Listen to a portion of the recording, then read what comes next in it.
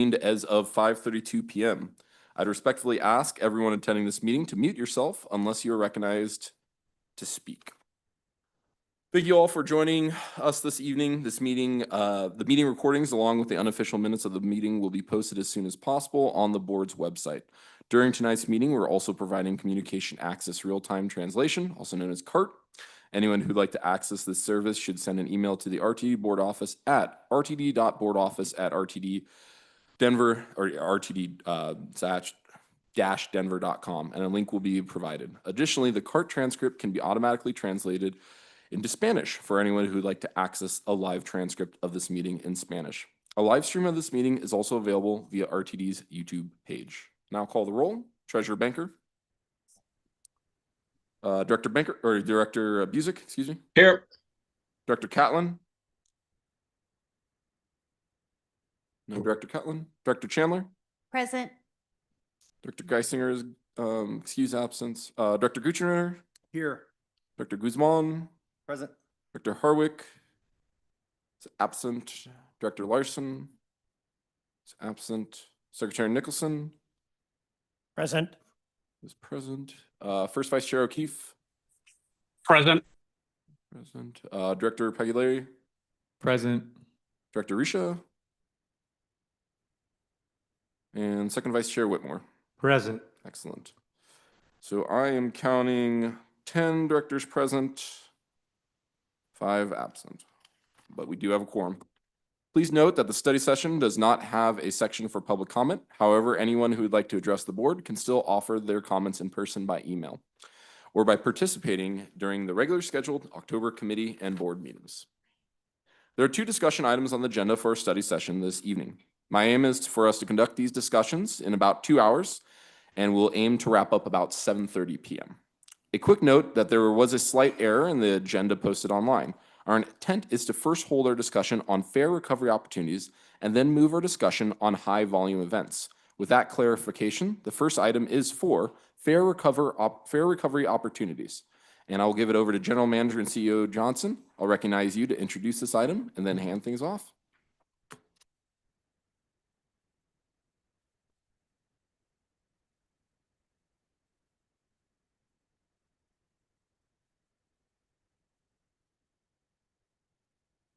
Thank you very much, Mr. Chair. Deborah Johnson, General Manager and Chief Executive Officer. First and foremost, before we delve into these 2 very critical discussion items for the board's edification, want to express my gratitude on behalf of myself as well as the team regarding the board's interest in these subjects. More so, we find it very insightful from the perspective of you all wanting to garner a better understanding because we believe that we're collectively better together as we look at different mechanisms relative to the way we deliver services, i.e. the way we're funding services and things of the like, especially in such uncertain times. So what we have in store this evening, first we will provide a presentation relative to fare box recovery, and I would ask you as a collective to be our thought partners at the conclusion of the various topics. I would kindly request that you could hold comments relative to the presentations until we've completed, because we may just happen to answer your questions in the course of the presentation. At your seats, you have copies of the PowerPoint with note pages. I want to ensure that you are aware that you will get these presentations transmitted to you, and we will have them posted as well. I believe it's very important that you have these so you could be advocates and partners with us as we educate and inform our various customer bases as well as the general populace relative to where we are as we talk about fare box recovery. As we know, we're in the people moving people business, and with that as a backdrop, we provide a public service, right? And as we know, just by virtue of the way public services are delivered within this country, that they're primarily subsidized. And when we talk about fare box, especially in light of where we are now in post-2020, there's not one transit agency in this country that is not subsidized and does not solely rely on fares in which they collect to support the day-to-day operations of our critical business of service delivery. So what we will be doing, we will provide you with an orientation. I'm going to yield the floor to our very astute and capable colleagues here. Kelly Mackey is the Chief Financial Officer, and then Stuart Summers, who serves as our Chief Communications and Engagement Officer, to go through the presentation. Once we complete this subject, as you indicated, about 2 hours total, so an hour for each, not the presentation, but the dialogue around it. I will then yield the floor and then introduce the next item in which we will have our Chief Operations Officer, Patrick Preußer, in addition to Mr. Summers, once again, to provide information there. So with that, we'll get started, and I'll yield the floor to CFO Mackey. Thank you. Thank you kindly for allowing me to speak this evening. Kelly Mackey, Chief Financial Officer. Before we dive into details, I want to give you a quick overview of what we'll be covering this evening in the presentation.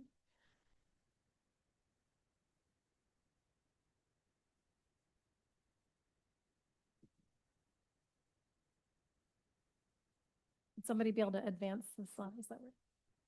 All right, great, thank you.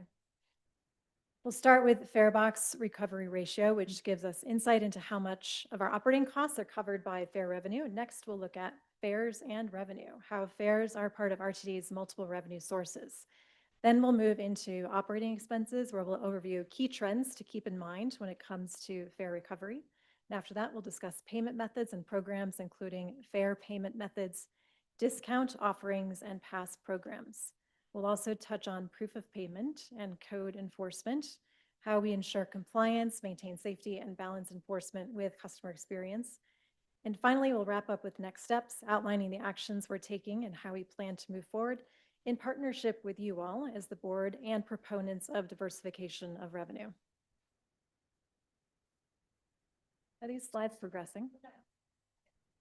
Let's take a little minute for tech to work out, and in that minute, I will acknowledge that Director Larson joined us at 5:37 p.m.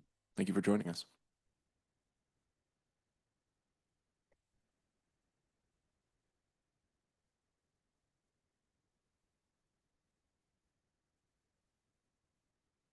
Thank you all for your patience, for those viewing live, or for those who are going to watch this YouTube recording later. We greatly appreciate your patience. Yeah.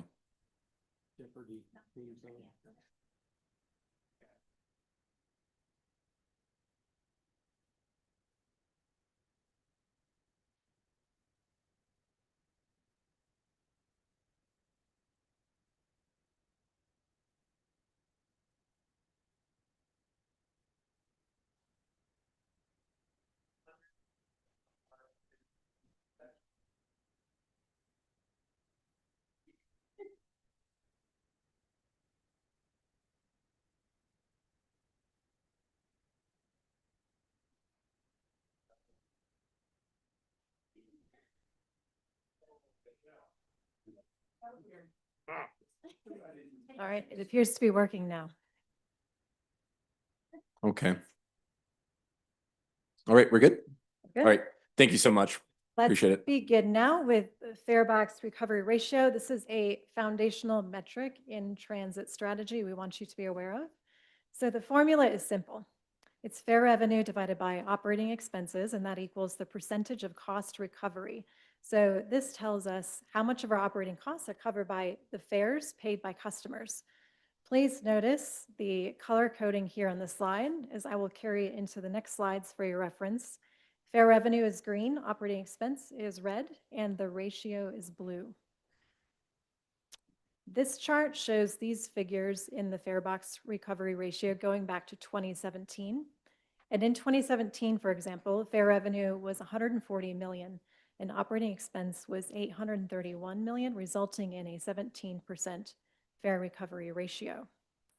Note that the state of Colorado has not always been consistent with the rest of the country in its legislation about what to include in operating expense and revenue in the calculation, but this was changed in August of 2021 when the statutory farebox recovery ratio legislation was repealed. Previously, there was other revenue included, such as federal or state grant income. Fare recovery has been shaped by several key factors. First, a decline in boarding since 2019. Secondly, shifts in our revenue strategy. Also, expansion of service across the region. And fourth, the implementation of zero fare programs aimed at increasing accessibility. Let's take a closer look at the journey of fare box recovery at RTD over the past decade and what has shaped it. Starting in 2011, RTD's fare box recovery hovered near 20%, but as we move through the timeline, things changed with an interplay of fare policy changes, service expansions, and external disruption. RTD adjusted its base fare multiple times. In 2013, fares increased to $2.25, then to $2.60 in 2016, and $3 by 2019. In 2024, fares were reduced to $2.75. This signals a shift toward affordability and considering the impact of elasticity of demand. As I mentioned, in 2021, the statutory fare box recovery ratio was repealed to align Colorado more closely to the rest of the nation. And in 2022 and 2023, RTD launched the Zero Fare for Better Air promotions. RTD also expanded its network significantly, which naturally reduces the fare recovery ratio. The W line opened in 2013, followed by the Flatirons Flyer service, R line, B line, G line, and N line between 2016 and 2020. So while these expansions increased accessibility, they also added operational costs without a proportional rise in fare revenue. Other influences included that the LIVE program began in 2019, offering discounted fares to low-income riders. And then came COVID-19, of course, in 2020, which reduced ridership and fare revenue. So the result, all of these factors contributed to a sloping trend in fare box recovery, and this is a reflection of RTD's evolving priorities of equity, access, sustainability, and resilience. So next, I will overview fares and fare revenue. RTD revenue sources typically, as you know, come primarily from sales and use tax, grants, and fares. Most of RTD's revenue, typically about 70%, comes from sales and use taxes. That means when someone shops locally, a portion of that transaction helps to fund public transportation as economic activity, and the district supports the community investment in transit. Next, we have grants, which make up roughly 25% of RTD's revenue. These typically come from federal, state, and local government programs aimed at supporting infrastructure, sustainability, and equitable access. Grants are often earmarked and not guaranteed year to year. And finally, fares contribute about 5%, which reflects RTD's commitment to affordability and accessibility and explains why fare box recovery isn't the sole measure of success. It's just one piece of a much larger puzzle. So together, these sources provide for RTD's operating budget. And next, we'll go into the system-wide fares study. There we go. Several years ago, RTD saw an opportunity to conduct a comprehensive assessment of RTD's fare structure and the discounts and past programs in place. This was done system-wide in April of 2022 through July of 2023 and considered feedback that the fares and programs were expensive and difficult to understand. With more than a year of customer outreach and community engagement, feedback and insight was collected through public events, community conversation, focus groups, panels, surveys, and other media in order to get a comprehensive view. The goals of the study were to look at equity, affordability, and simplicity in the fare revenue strategy, ensuring that proper support was given for financially burdened customers who are reliant on transit. The study reviewed how fares were aligned with service value, which is a best practice. And the board of directors also wanted to ensure that fares were easy to understand, looking for opportunity to create standardization and streamlining of fare payment options. The successful results of the comprehensive study were approved by the board of directors in July of 2023, and those changes were implemented on January 1st, 2024. The fare structure changes achieved the goals of the study by removing regional fares to create more simplicity. The fare discounts were changed so that they became easier for communities to understand. The LIVE program was expanded, We were ensuring consistency among our fare segments, and the pass program was simplified with fixed pricing and removal of some barriers to allow for more to be able to participate. And lastly, the Zero Fare for Youth program was implemented as a result of the study. We will review these programs in more detail later in the presentation. In order to give you a sense of the types of fares that are being collected, here we show 2024 fare revenue broken into type. The MyRide mobile ticketing comprised 31% of fare revenue last year at $20 million, followed by 17% or 11 million from fare boxes, which are the on-vehicle collection boxes. 10 ride and monthly passes comprise 17% or another 11 million in revenue, and ticket vending machines brought in 16% or $10 million. You see that these are a more expensive method for RTD to collect fares, ticket vending machines, due to capital outlay and labor involved with ticket vending machines, but they allow for more equitable access and convenience across the system. EcoPasses comprised 15% or 10 million in revenue, and we will discuss these in more detail later in the presentation. Lastly, college passes comprised 4% or about $2.5 million. So collectively, we brought in 64 million of RTD's 1.1 billion in revenue in 2024 through fare revenue. Year-to-date, fare revenue has trended toward increasing use of MyRide mobile ticketing and reduction in use of on-vehicle fare boxes and ticket vending machines because customers are using more digital and modern methods of payment rather than cash payment. The College Pass and EcoPass program sales have increased due to marketing and communication efforts. MyRide Mobile increased 8% to 10.5 million. EcoPass increased 13% to 3.3 million. Farebox declined 29% to just 3.9 million, and ticket vending machine sales declined 13% to 4.2 million year to date in 2025 through the month of June. We wanted to call out that it's important to note that one boarding does not equal one standard fare payment. So simply consider that 2024 fare revenue was $64 million and 2024 boardings were 65 million boardings.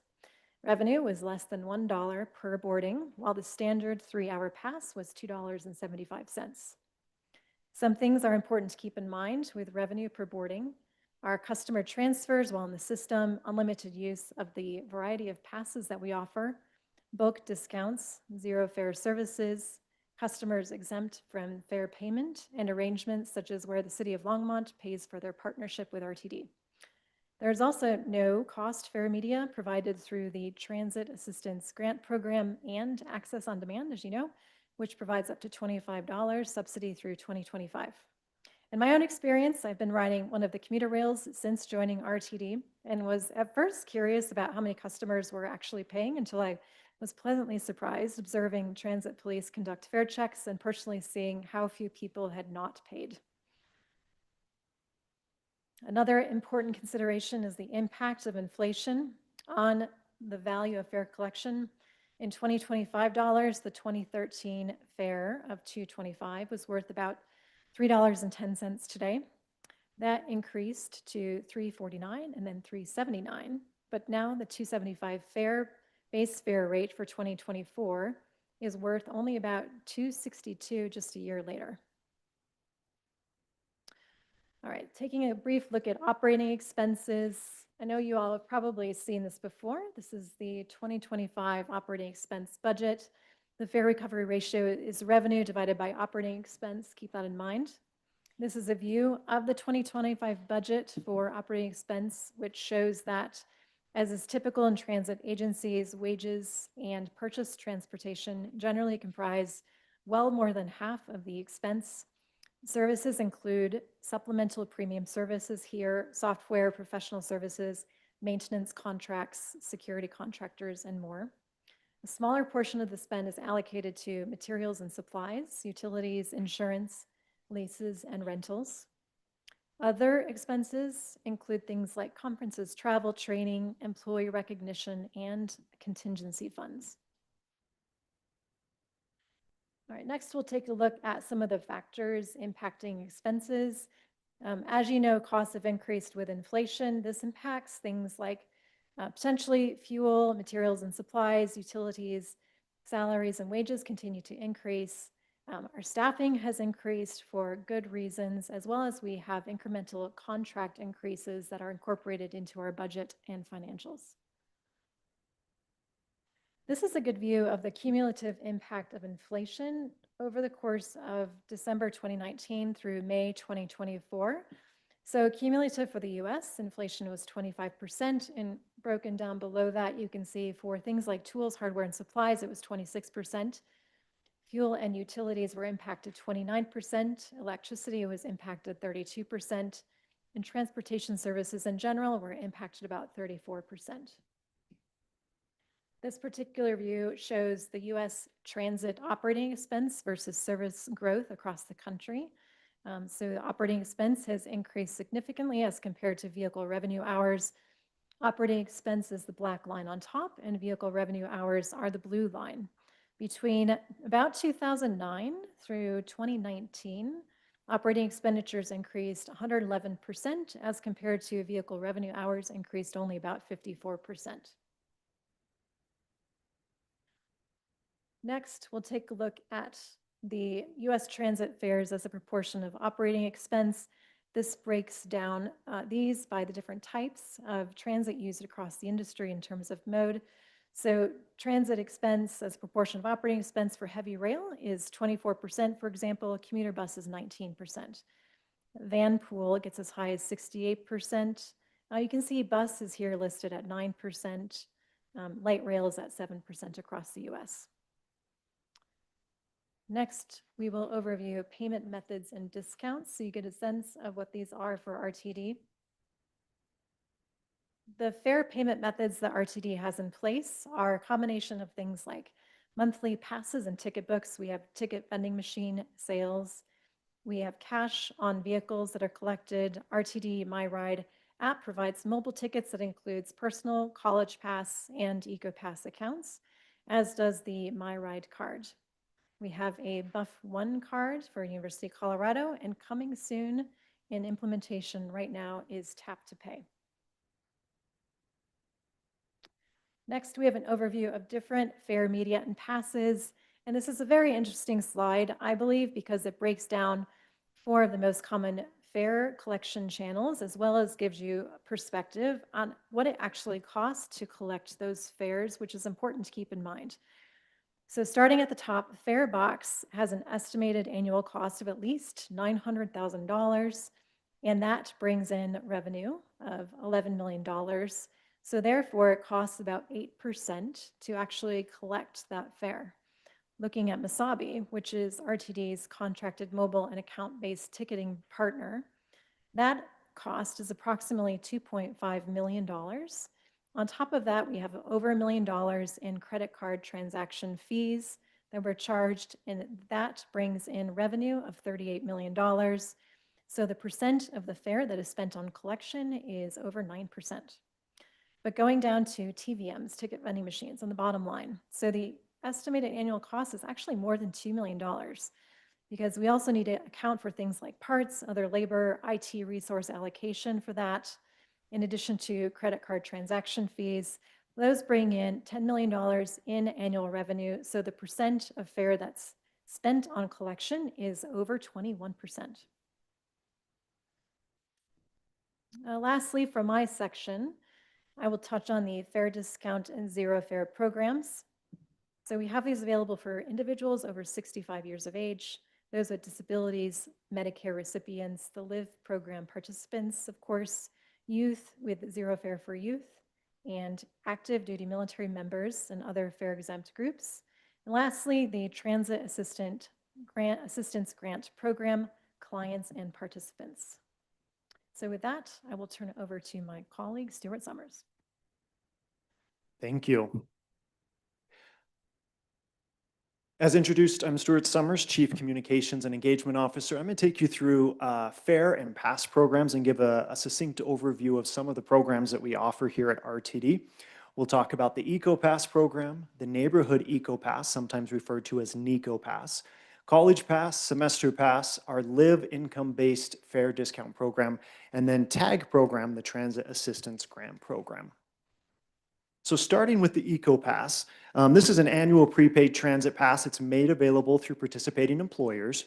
The passes are available instantly through the MyRide mobile app, or for individuals that do not want to use a smartphone, they can use the MyRide card. Current participation right now is just over 580 employers, and 14 large employers and master contracts are providing this for their employees. It's at about 75% of what we saw pre-2020. It's valid on all fixed route bus and rail services. And then the pricing, the way that the pricing is broken down, we use what are called these service level areas, or SLAs. And so the pricing is fixed for 2 years. And next month, we will post the pricing on our website. But the way this works out is we have SLA of an AB area, a C, and a D. D is the most expensive. This would be the airport zone.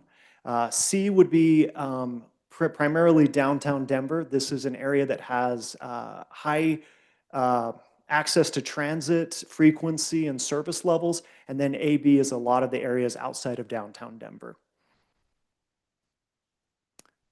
Neighborhood EcoPass, this is our annual prepaid pass for people that live in a specific neighborhood. A neighborhood can be a community comprised of single-family homes. It could be an entire neighborhood. It could be a single apartment building or a complex. It could be a mix of all of the above. And so this is available to neighborhoods that want to put in a contract. It requires that annual contract that aligns with the calendar year. And the initial pricing is set at $125 per household. And that doesn't matter how many adults live in that household. And obviously with zero fare for youth, children are not part of that household consideration. It's utilization-based pricing after those first 2 years, and there's a contract minimum of $4,000 per neighborhood EcoPass contract. Currently, happy to announce that the program has more than 70 EcoPass contract neighborhoods. This is the largest number that we have ever had in RTD's history. And so year to date, we're at 70, and we still have, 3 months left in the year, and we're anticipating that growth to continue. But there's some good news there, as the team's been very active. Next is the College Pass program. So College Pass is priced individually based on the number of students that attend a higher education institution. This is a very ideal low-cost option that would be included in a school's tuition and fees. So the school will charge this cost. It's for all students, and the cost breaks down to $15 per student for both full-time and part-time students. After 2 years, the contract is then based on utilization, and utilization pricing means the number of times that the MyRide app or MyRide card is tapped on a validator, and that's how utilization is set. It's based on an academic school year, so a fall to spring semester, and the contract minimum is $9,000 annually. Currently, there are 7 higher education institutions that are part of the College Pass program. This includes the Colorado School of Mines, University of Colorado Boulder, University of Denver, and Naropa University, to name a few. From the Fare Study and Equity Analysis, we introduced something called the Semester Pass program. And this is an opt-in option. So for schools that don't want to do the all-in, all students, this is a great option for smaller schools, community colleges, and trade schools. Pricing is based on the number of passes that are issued, so it directly aligns with the students that opt in. There's no contract minimums, so this works great for smaller institutions. The cost is $70 per student per month. So it breaks out to be cheaper than a monthly RTD pass by about $18. The school is invoiced at the end of the semester for the number of students that cards or the program was issued to. And currently, this is the model that Auraria campus is utilizing, as well as Regis University. They're both utilizing the Semester Pass program as an opt-in. Next, I want to transition to the LIVE program. So as Kelly mentioned, the LIVE program launched in July 2019. This provides a 50% discount on fares. Eligibility is valid for 1 year and expires from the date that it's approved. Approvals take about 1 business day turnaround. So if somebody submits the application, it goes through the peak, which I'll talk about in a minute, and then RTD will issue the card the next business day. We're very proud about the quick turnaround for that. The LIV discount is applicable for Access-a-Ride and Access on Demand, starting with the changes on January 1st. And you can see a breakdown of the pricing for the LIV on fixed route and then also for Access-a-Ride in the table. Eligibility for the LIV program, available for anyone 20 years or older. Obviously, anyone under that age would qualify for zero fare for youth. Up to 250% the federal poverty level. A valid address and a recent photo are required. And a valid address, we will use the address of a service organization or a service provider if they're living at a shelter. We just need a location to mail the card to. We also have made arrangements for people to come to this building and pick up their cards if they so choose. We really try and go above and beyond to make sure we're providing these cards in a way, in a manner that people can access them. The income verification is handled through the Peak site, which I'll get to in a minute. And one of the reasons that we feel that this program's been very successful over the last year is the number of outreach and promotion that's being conducted across the district. And so we have standing meetings at several of the shelters every month. We go to food pantries. We work with a lot of the community groups, really trying to make sure that the people in their community that they're serving are aware of this program. We also will help people fill out the application over the telephone. They can do it via paper during some events, and we also have laptops that we take out and help people that may not have immediate access to the internet, that they can fill out the application materials at one of the pop-up events. This shows a breakdown of applications submitted month over month, year over year, going back to January 2023.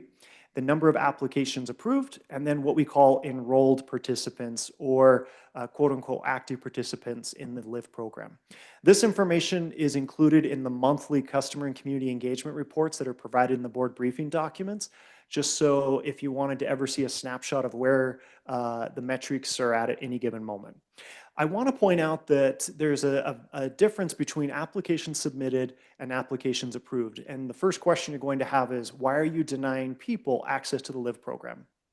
By and large, those applications are being denied because the individual is under 20 years old and they would qualify for zero fare for youth.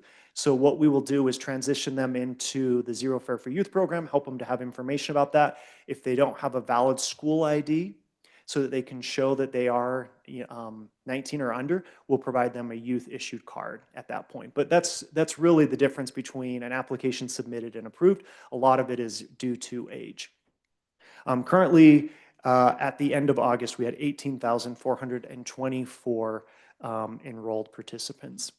This you can see going back to 2023, it's that same information, but just on a line graph, you can see about a 3-fold increase going back. I credit the team that's been very active going out into the field. I mentioned those pop-up events. They are doing mailers. They're getting out, making sure that people are aware of this program. We know there's work to do. We haven't uncovered every stone, but we want to make sure that people are well aware that this is a program, it's an asset, and it's available for those members of their community that would qualify.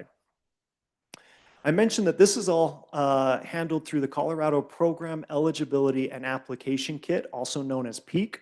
We rely on PEAK as the system for applications for LIV. And I mentioned that we'll do phone and in-person assistance, both Denver Human Services and RTD. We will help people through this application process. Customers can apply for other programs at the same time that they are applying in the PEAK system. And income eligibility can be as simple as, I have no income. And so you can click a button in the application. You can put that into the application portal. I have no income. And that is what they will verify and use as the basis for meeting the income eligibility. And then I believe this board is well aware of an exciting program that launched a couple of years ago called the Transit Assistance Grant, or TAG program. This is our second year that we've offered this grant program.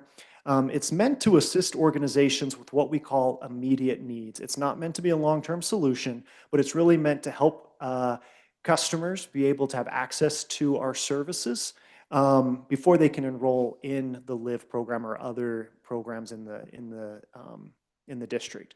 It's really focused on unhoused individuals exiting incarceration, individuals who may be at a domestic violence shelter, people needing to access other services across the district. Grant recipients receive tickets, fare media from RTD via this grant program, and then required to distribute them at no cost to their clients. They also have to provide reports back to RTD, how those are issued, who they're issued to. 1 million was allocated this year to 150 organizations. They go through a grant application process. And part of the requirement is they are required to promote the LIVE program as part of issuing that fare media. We want to make sure that this isn't meant to be a long-term solution. We're getting people into what would be a long-term solution. And then I'm going to pivot into what we call proof of payment and code enforcement. So what we call POP, or proof of payment, is really wanting to make sure that customers and members of the public are adhering to our customer code of conduct. This board in 2023 approved an updated and revised version of the customer code of conduct, now known as Respect the Ride. There's several fare-related prohibited conduct. It really comes down to having the proper fare within a paid fare zone, meaning being on a vehicle, having the fare you need to get to the place you're trying to get to, and then exiting that vehicle once your fare media has expired or reaching your final destination. One question we get often is, if I have a 3-hour pass and it's about to expire and I get on the bus, do I have to get off as soon as it expires? No. You don't have to exit the vehicle until you reach your destination. It just must be valid when you step aboard that vehicle. That's an important thing to point out. So proof of payment, code enforcement, this is also in the board briefing documents. We provide this monthly snapshot via RTD-PD and Chief Martingano about some of our safety and security metrics. And we call it our monthly activity report. And included in that report are metrics related to proof of payment conducted by RTD-PD officers and our contracted security personnel. As an agency, our first approach is what we call education first. We want to make sure that people are aware of what fare is required. We do it in the spirit of maybe they don't know, helping them to understand what they may not have. And so we first approach with education prior to issuing a citation. Between May 2024 and May 2025, we had a 500% increase in what we call those REL fare checks, or proof of payment. And all citation fees go to the local municipalities. So we do not collect as an agency, when we issue a citation, any of those citation fees. Those amounts all vary by jurisdiction and go to the local municipality. This table right here is specific to REL, and it's last month. So these are the numbers from September 2025 of our proof of payment contacts that were made across the REL system: light REL, commuter REL, and then totals. If you look across that first line, this is what we call proof of payment contacts. This is where an individual is contacted by an RTD-PD officer or a contracted security to ask if they have valid fare. And so they will, if you've been on, any of our commuter rail lines, they go up and down asking for everybody to show their fare. And so you can see these contacts where they may say, here's my paper fare media, here's my valid mobile ticket.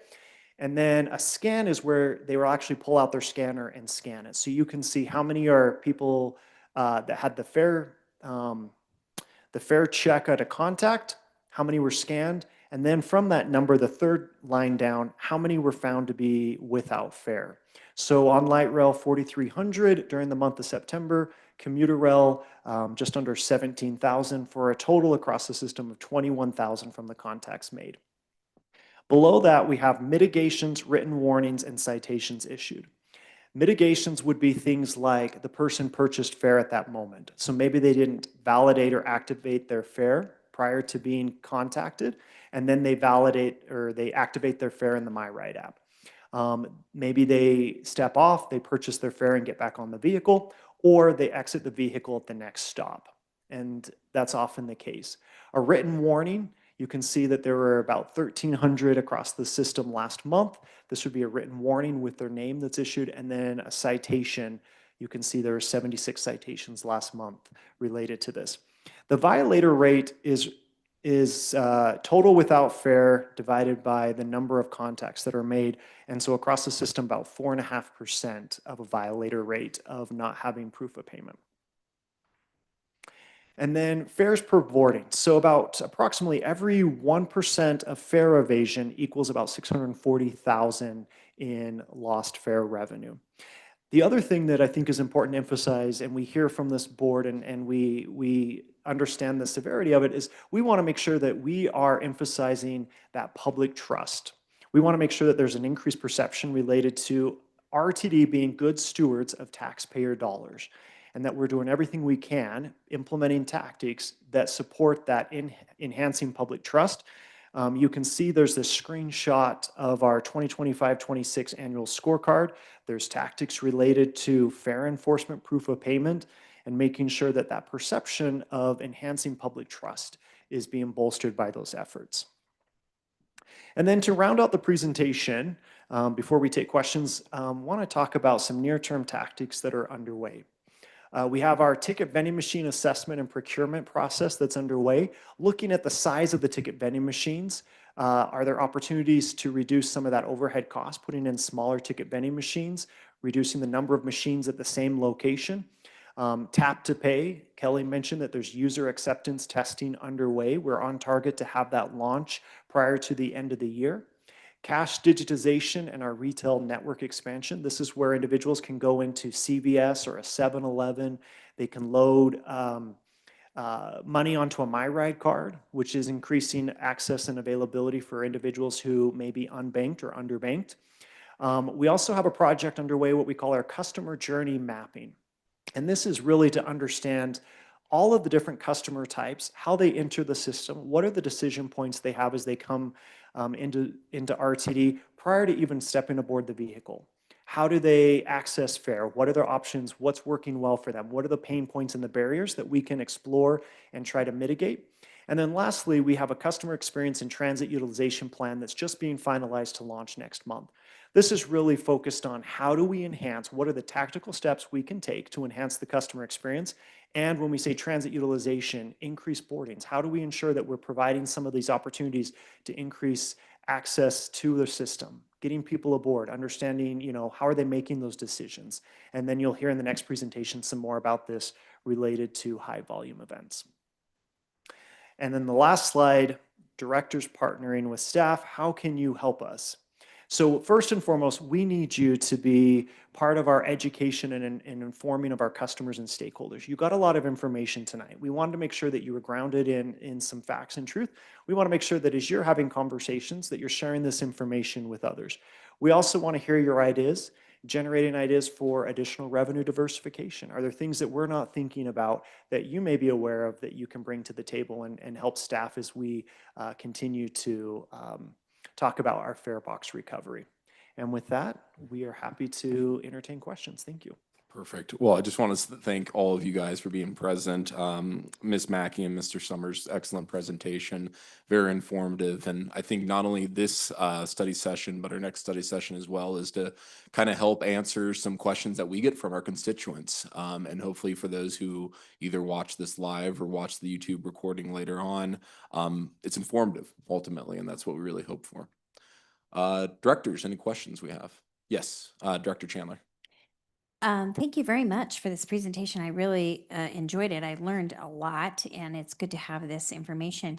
On the semester pass program, you have, that's slide 31, I think.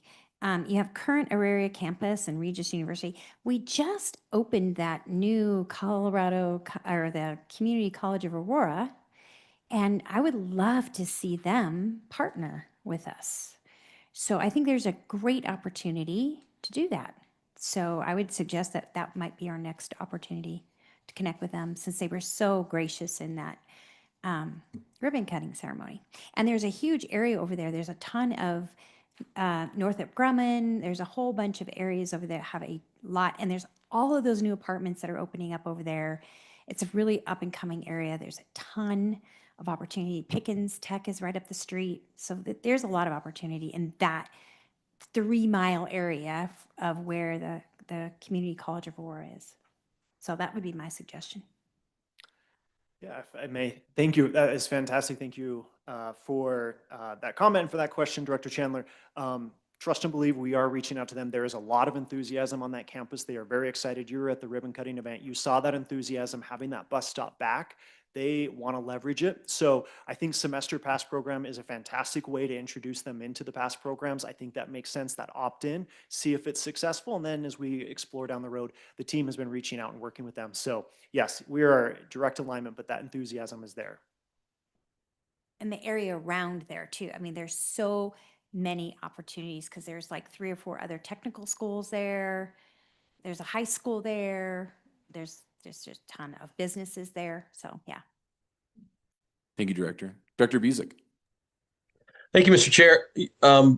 My comments relate to the fare collection process, and it's always kind of been a pet peeve of mine. I ride the N line, and since it's opened, I have never been asked to show a fare. I've never seen the transit police or transit security. I think once upon a time we had transit safety ambassadors. I think that's what they were called. And they would ask for fares. And I don't know why we don't have our federally mandated second employee that's on these commuter rails check for fares. I can't believe that the assumption should be when they ask for a fare, they will immediately be assaulted. I've traveled all over the world and ridden trains everywhere. And I'm always asked for a fare just by an employee. I don't know why we don't do that and put those people to work, because when I'm on the N line, either they're gone, I don't know where they go, or they're chatting with people they know on the train. That's great, I suppose, but why can't they ask for a fare? People up here have become accustomed to knowing they'll not be asked for a fare, and they don't buy the fare. So if we're going to charge a fare, we need a better mechanism for people to ask for the fare. Our bus drivers tell people to get their dog off of the seat when somebody brings their service dog on and the dog gets up on the seat, or their mini horse, I suppose. But I've not seen that on the inline. I don't understand. So maybe somebody can enlighten me as to why we don't try to collect fares. Thanks. Thank you, Director. Ms. Johnson. Yes, thank you very much. And thank you very kindly, Director Busick, for that question. Just for everybody's edification, I will provide some context and then address the question that's posed, because it's something we're working on. As you know, the N-Line is directly operated by RTD, whereby it is commuter rail. We do have a second crew member. Traditionally, second crew members aren't used as proof of payment officers. With that as the context going forward, we are working through that quite naturally. I recognize the comment that was made relative to Director Busick traveling around the country and outside of the country, and there are different proof of payment mechanisms. One thing for certain, that here in the U.S., as we talk about assault on transit workers, the vast majority of those basically occur from fare disputes. So I just wanted to provide that context as we worked on higher penalties relative to the state of Colorado in reference to the most recent legislation that was passed last year. But that does not negate what you stated. And it's something that we're working through, as those are represented employees here at RTD. And considering that we have conductors solely on the N-Line, it's something that we're working through relative to job descriptions and what they currently say with organized labor. Thank you. Thank you. Director, does that satisfy? Yeah, I appreciate all of that. I don't anticipate an employee who asks for a fare and someone says, I don't have it, to argue with them. I mean, they can just move on to the next person. I think there are ways to tone things down and to, make situations not so aggressive. But anyway, hopefully we can get something moving. I think that would be, it just sends a message, because you got a lot of people sitting on that train that paid for a fare and they're never asked to show their fare. And I think they feel insulted because I paid for a fare and no one's asking for me to see it. Thanks. Thank you, Director. First Vice Chair O'Keefe. Thank you, Mr. Chair. Sorry if the sound quality is great for me. You guys um, cut off for just a second, so I'm sorry if this is a little redundant, but do we know why people are choosing different fares? I'm not talking, EcoPass is pretty easy. Their employer bought it for them. School partnerships, obviously from the school. But what about people that are choosing web platform versus a fare box versus a vending machine? Is it habit or means, or is there, 'cause there clearly is a big discrepancy in our overhead to carry that. So if we get that information, maybe we could drive people. That would be some sound money. Thank you. Thank you. Ms. Johnson. Yes, thank you, Vice Chair O'Keefe, for your question or comment. You did cut out, but I think you asked, do we have any insight into why people are choosing various fare media? And if we had an understanding and how might we be leveraging that? I believe it just boils Yes, down ma'am. to.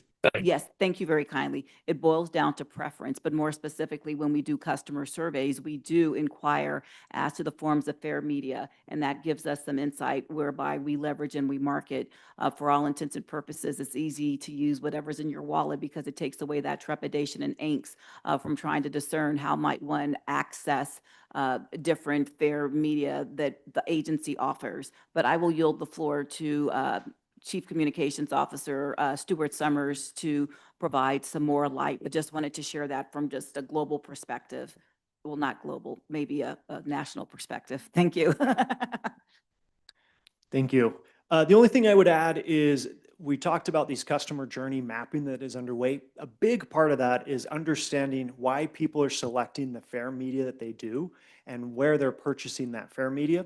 And so when we talk about this customer journey mapping, essentially there'll be 8 to 10 large category groups of customer profiles that then will break down into smaller categories. So this could be a first-time visitor to Denver. What's going to be their choice? Do they want to download an app? Do they want to use Tap to Pay? Probably they'll want to use Tap to Pay. They're here just for a short time. People with limited English proficiency, people that may be a family, looking at all these different profiles to understand what's their preference, what's their comfort levels, and then also understand how can we remove some of those barriers if there is a preference that they have, but they would prefer to do something else, but it seems to be have some barriers related to it. So that customer journey and that mapping that will be underway, we'll be taking 8 to 10 of these profiles, really trying to understand why are people selecting the fare media they do, so that we can understand how can we either leverage those opportunities or remove barriers so it can make it easier for them. Thank you.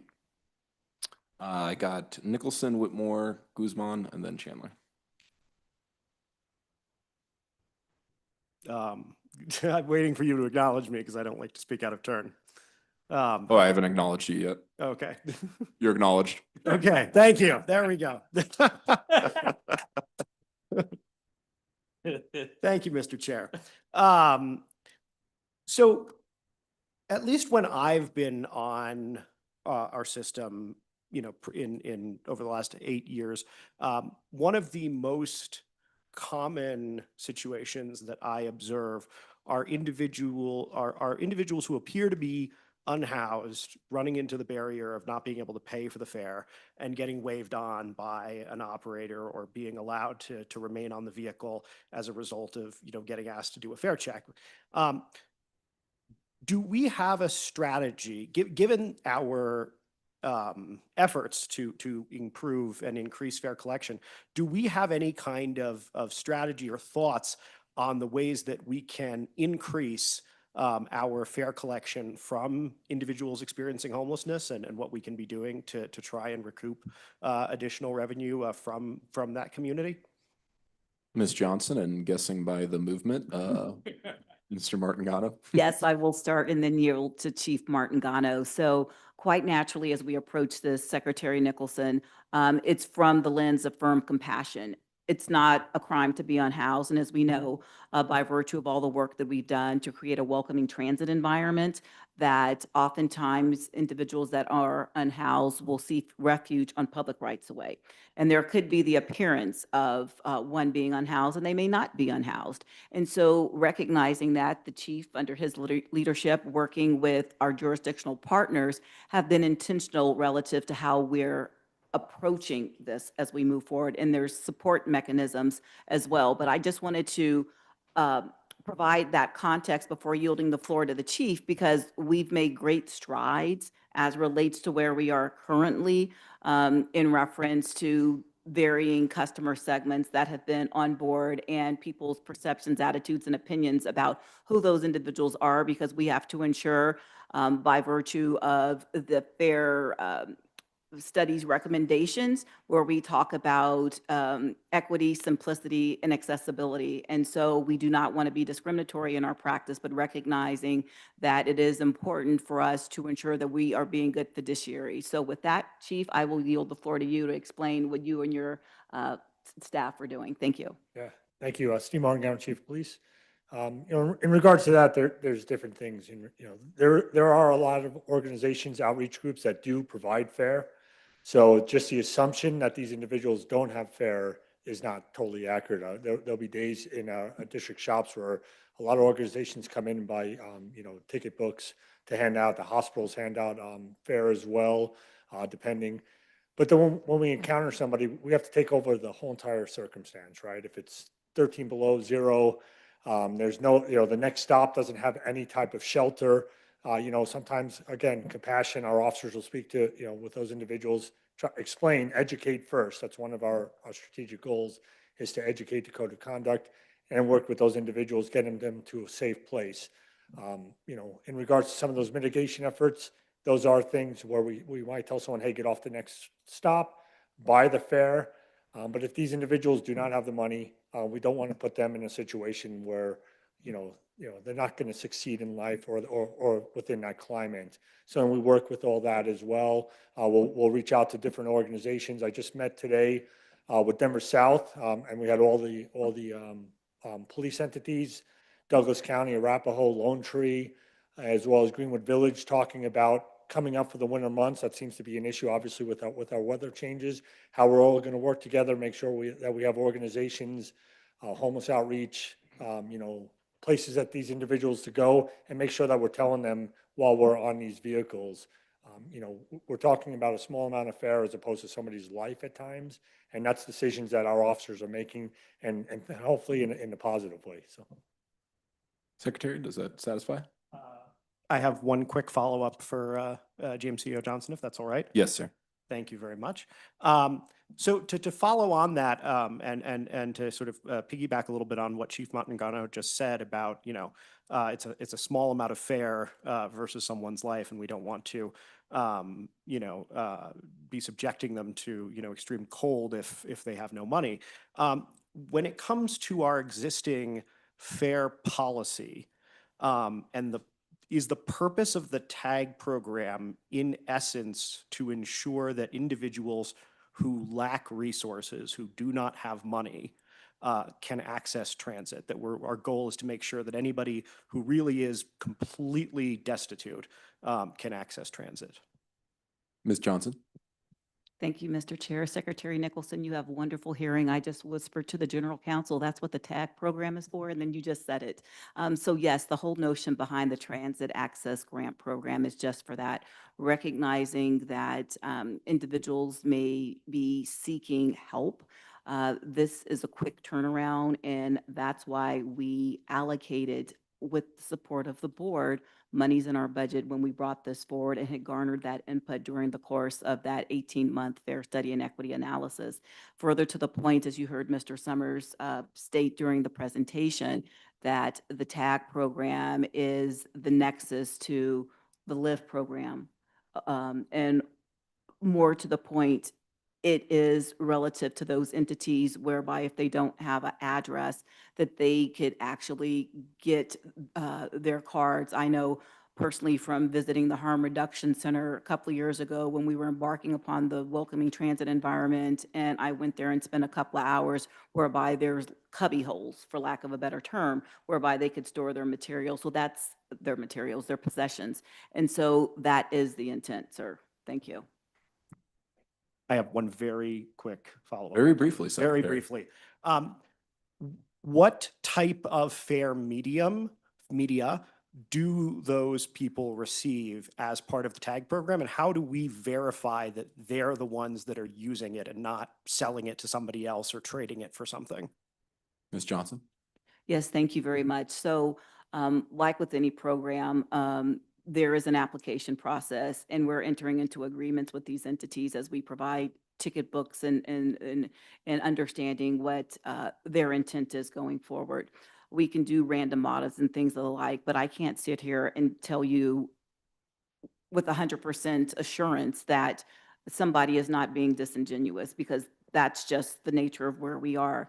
How many people are giving their transit pass that they may have to somebody else that looks youthful, that's a student? I can't address that question, but I do believe that with the advent of the program, it is serving a need. And when we think about any kind of leakage that we may have, it's very small. And in reference to the tickets that they are provided, I do know from the vantage point of the various entities with whom RTD is engaging that there's processes there. There's no different from when they assign them to a shelter over a course of time, if in fact they need to seek some kind of residential spaces during the winter months or things of the like. So I just have to be honest and transparent. I can't guarantee you that nobody's doing that, but for all intents and purposes, from the feedback that we've garnered throughout the course of this 2-year program, I would find it far and few between that somebody would do that, because obviously they could just get onto the system, as you indicated in your previous comments. So to go through all of that, to have actually valid fare, I would think would be, you know, a lot of work on that individual's part if they wanted to be disingenuous. Thank you. Thank you. Secretary, or excuse me, Second Vice Chair Whitmore. Yeah, this question, I'm sure I've had the answer several times, but maybe from Ms. Mackey or Ms. Johnson. It seems that our fair percentage of revenue in my almost 7 years on the board has fluctuated a little, 5, 6, 7% at times. I guess my question is, knowing that our financing structure is maybe unique throughout the transit world, but is that a typical number, 5%, for maybe a transit agency that gets general fund money in a bigger way than we do or something? Maybe that throws that off. I'm just curious if that's typical. And there's a lot of seasoned veterans from a lot of different transit agencies, so I'm sure y'all have numbers. Just curious. Thank you, Mr. Chair. Thank you, Second Vice Chair Whitmore, for your question. It really is contingent upon the transit agency. We have an open system, so it's not as if you have to go through a fare gate and use some kind of fare media to access fare gates. That's something in and of itself that's quite different, as opposed to just being able to board a vehicle. So that comes into play. Yep. Just in light of what you saw with the presentation, fare box recovery is down with all agencies, transit agencies. I'll say with most transit agencies, I can't speak to, 446 transit agencies in the country, but I will say for the vast majority, transit is down. Transit fare collection has been down. There has been quite a few different mechanisms that have been leveraged relative to closed systems that people have instituted. But I would say for an open system, that's really hard to gauge, because as we go forward and we talk about proof of payment concepts, that's what we have. And so with having it just open, I would say the decline that we see more or less has a lot of external factors that come into play. And so there's typically fluctuation in my limited experience in the transit agency, in the transit sphere, which is 30-something years. But this is the first transit agency for which I work that's an open system. Thank you. Very helpful. Any other comments? I concur with what GM CEO Johnson was saying. It does vary. I mean, especially by metropolitan area. If you think about the Bay Area, for example, theirs might have a higher proportion, but that's based on the demands and differences in the system. So it varies drastically in terms of the needs and complexities of systems across the United States. Okay, thank you both. Thank you. Director Guzman. Thank you, Mr. Chair. I've got a Thank you. couple of thoughts about things, but I want to go back to slide 4 on that last question, which is fair revenue divided by operating expense equals the recovery percentage. When we're talking about an open system and the amount of service hours that we are operating, that's going to impact that number greatly. And I think that's where the size of our agency, which is awesome, also becomes the curmudgeon piece of trying to figure this out, because we're running so much service and trying to grow it more, so that looks like it's shrinking the recovery rate, but we're just offering more in the ways that we can.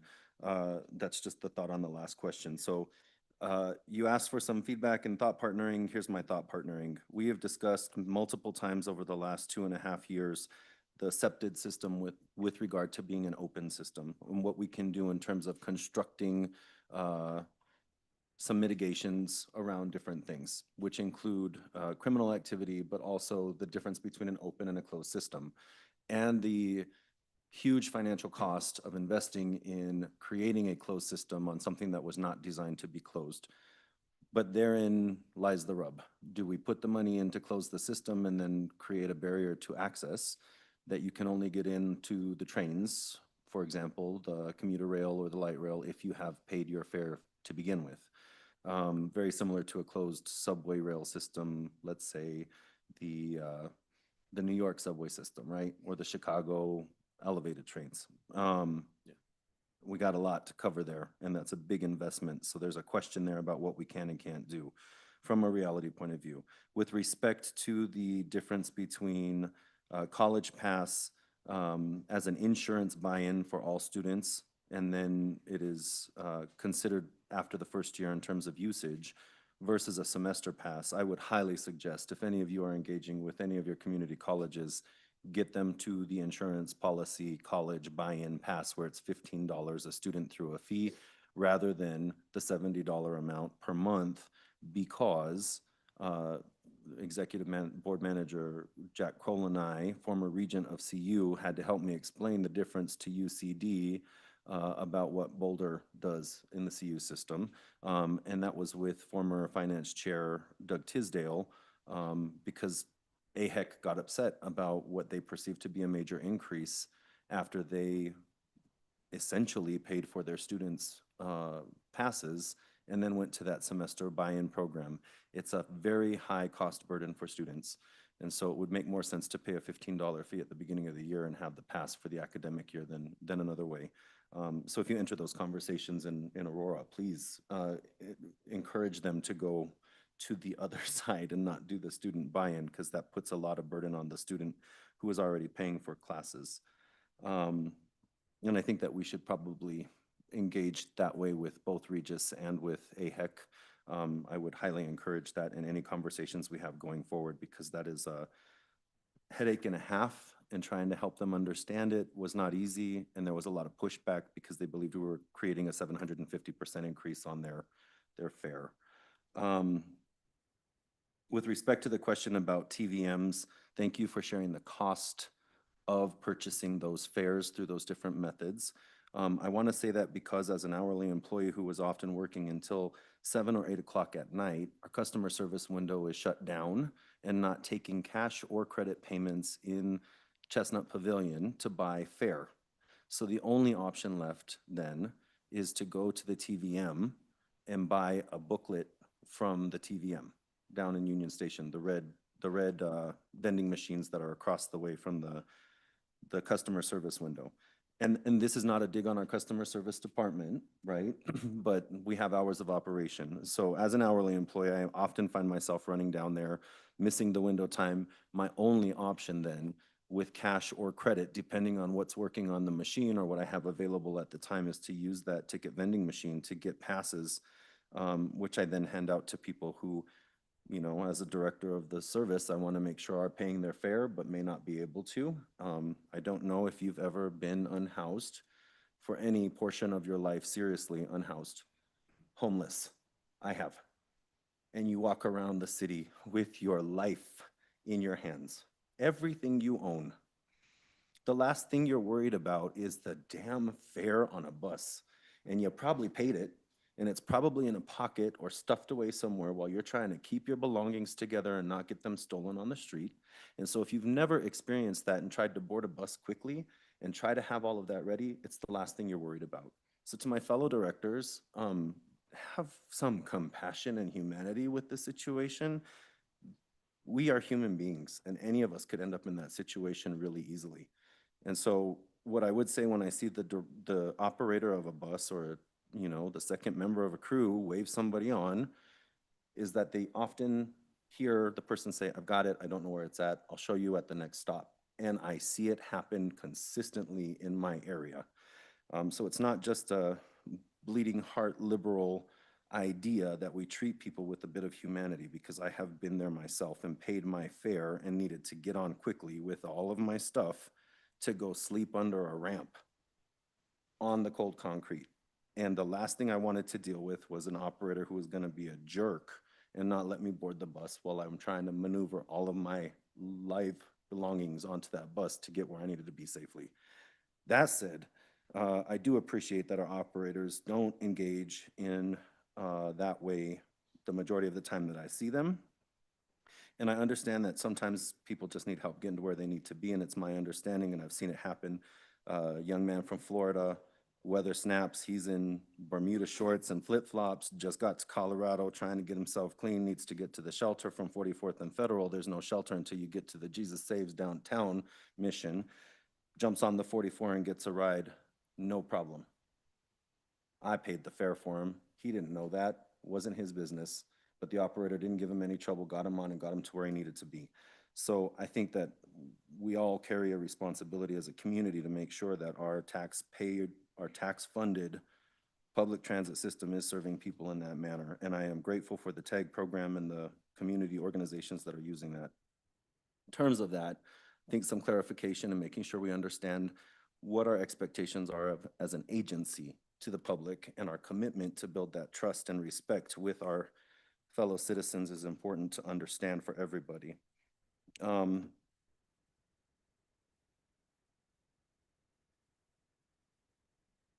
do this one last reminder. We've talked about it in the Finance and Planning Committee.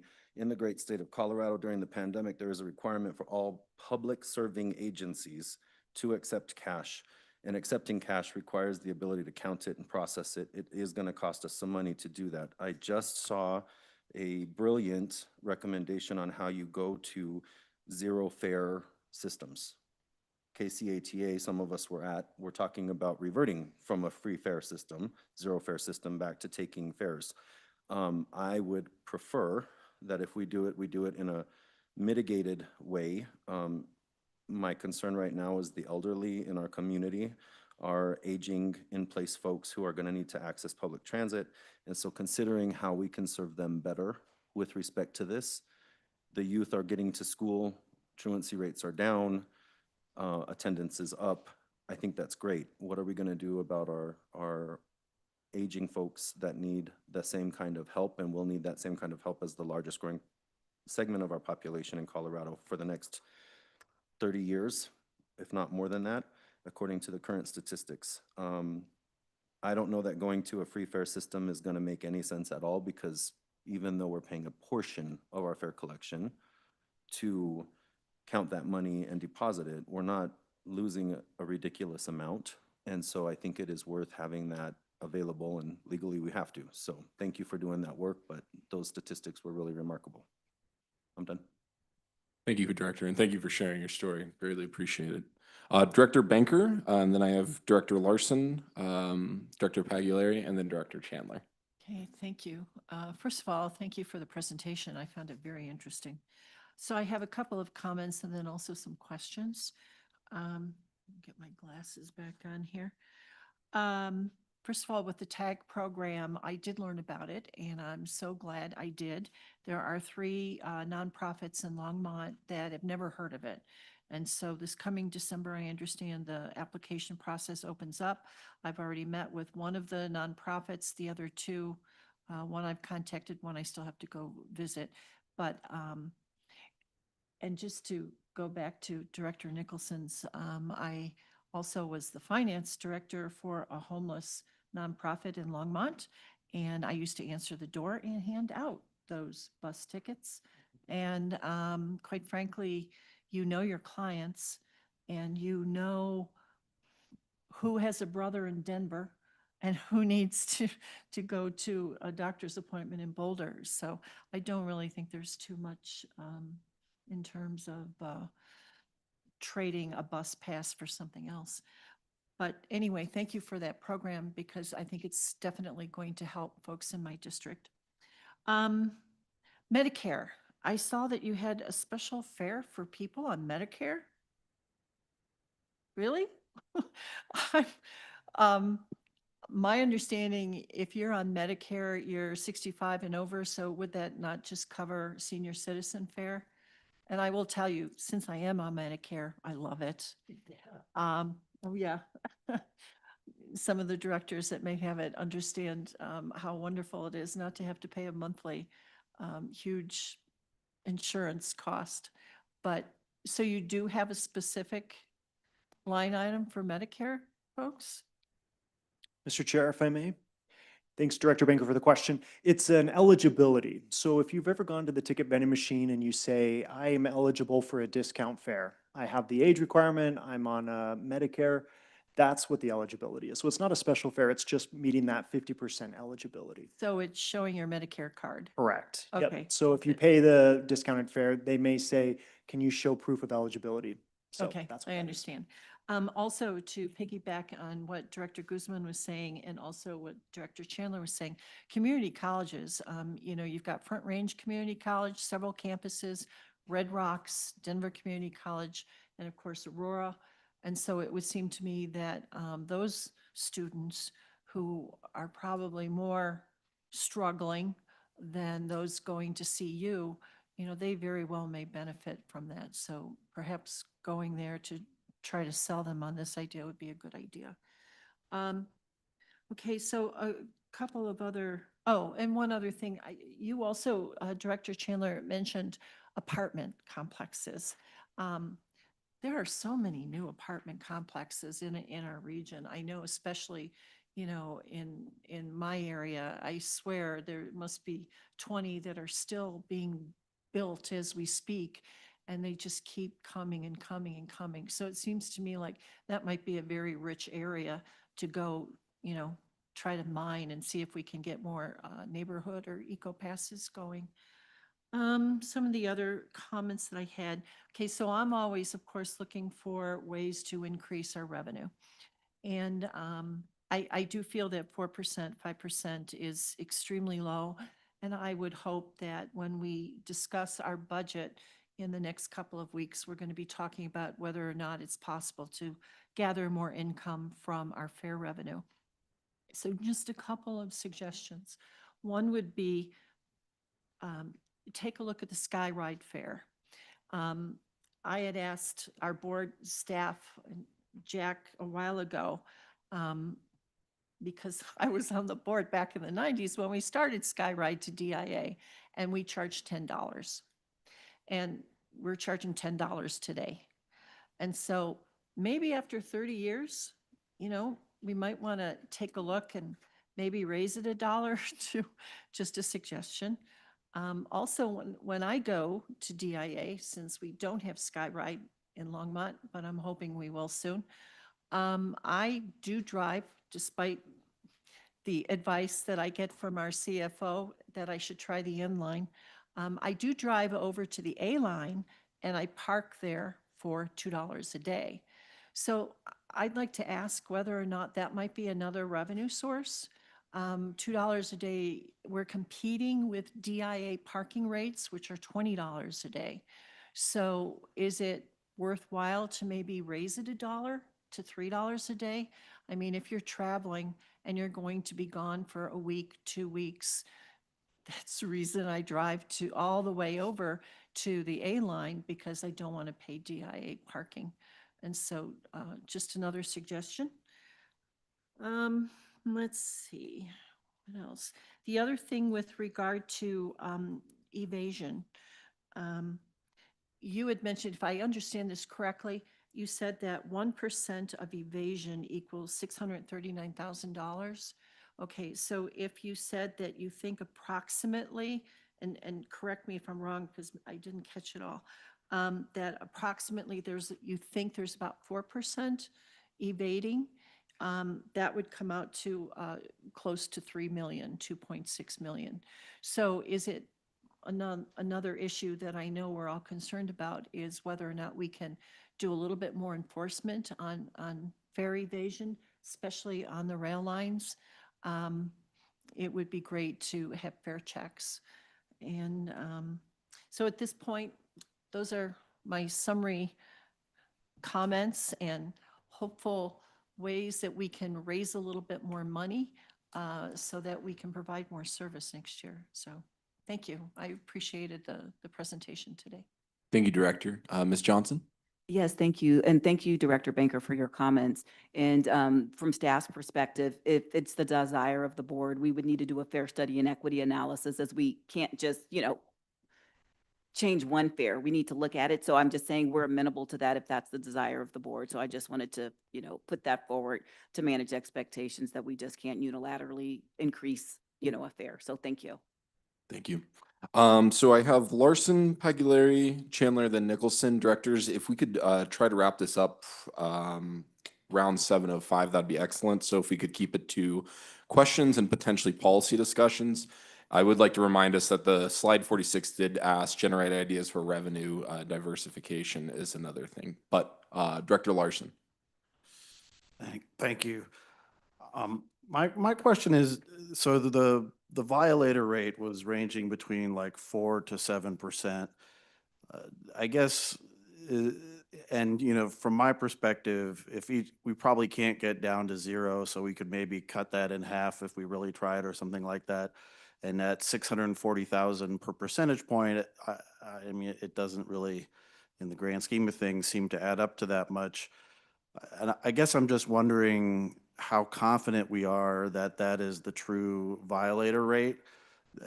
Have we, when we've checked the fares and gotten that data, has it been a representative sample of all the different lines at all the different times a day? Or do we, and also I don't think I saw one for the buses as well. And I'm just wondering, is that really where we're at, or how confident are we that that is really where we're at in terms of the violation percentage and kind of the potential to collect additional fares if we could somehow magically, add fare gates or check fares more or something like that? Ms. Johnson and then Mr. Martin-Gano, I'm assuming. Yes, thank you very kindly. And thank you so much, Director Larson, for your question. Very thoughtful.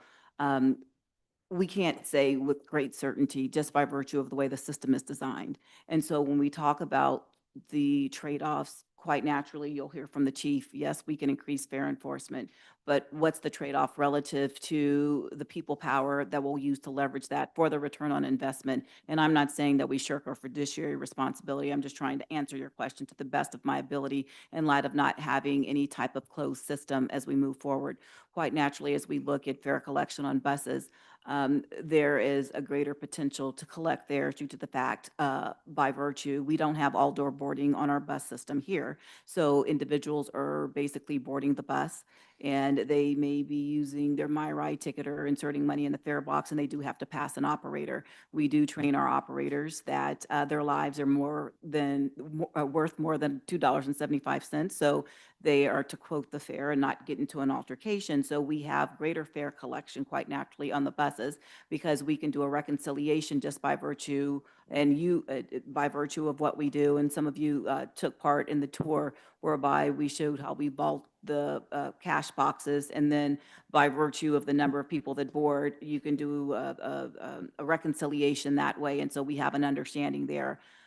Light commuter rail, different ball of wax, because there's different fare mechanisms as we move forward. So I give you that context to say it's probably in the ballpark just by virtue of the variables and the factors that we have to leverage to ascertain what that percentage rate for fare evasion is. So now I'll yield the floor to Chief to talk about proof of payment strategies. Thanks. Yeah. Again, Steve Martin, Chief of Police. So in regards to the numbers that were shown today, that's actually the numbers that are given to us every month based off of everyday functions of our security team and our police team. We do random samples as well. What we do is we'll do a fare sweep, you know, and we call it a fare sweep just basically for our operational. But we'll go to different areas of town, different platforms, different trains, different times of the day, just to get a quasi sample as well, just because, again, commuter rail, second crew member, they're on there checking fare, so that's why that percentage is a lot lower. Everyone riding the A, B, and G usually know that they're going to be checked during their trip, so chances are the rest are more random based off the light rail. But even when we do those fare sweeps, depending on the platform, we're still hovering about that 4 or 5%. I will tell you, I know the perception of an open system thinking that nobody's paying, but with all the avenues, a lot of the businesses purchasing eco passes, and then also a lot of individuals know if we contact them without fare, that's probably the time that they're going to have to get off the train. That's our mechanism for that. So a lot of times people will have the fare knowing that they don't want to be left stranded at a different platform or trying to buy it there. But again, those numbers have been pretty consistent every month, as well as our fare sweeps. So we are, you know, roughly about that 4 to 6% every time we do an operation. Director, good. Okay. Director Pagliari. Thank you. I think this topic makes me more excited than Director Banker gets about the budget, to be honest. So thank you. Yeah, I have a lot of comments. As a writer of RTD, I know the experience firsthand, and I hear almost every day from my constituents, from my friends, and from people across the district who, you know, have feedback for me.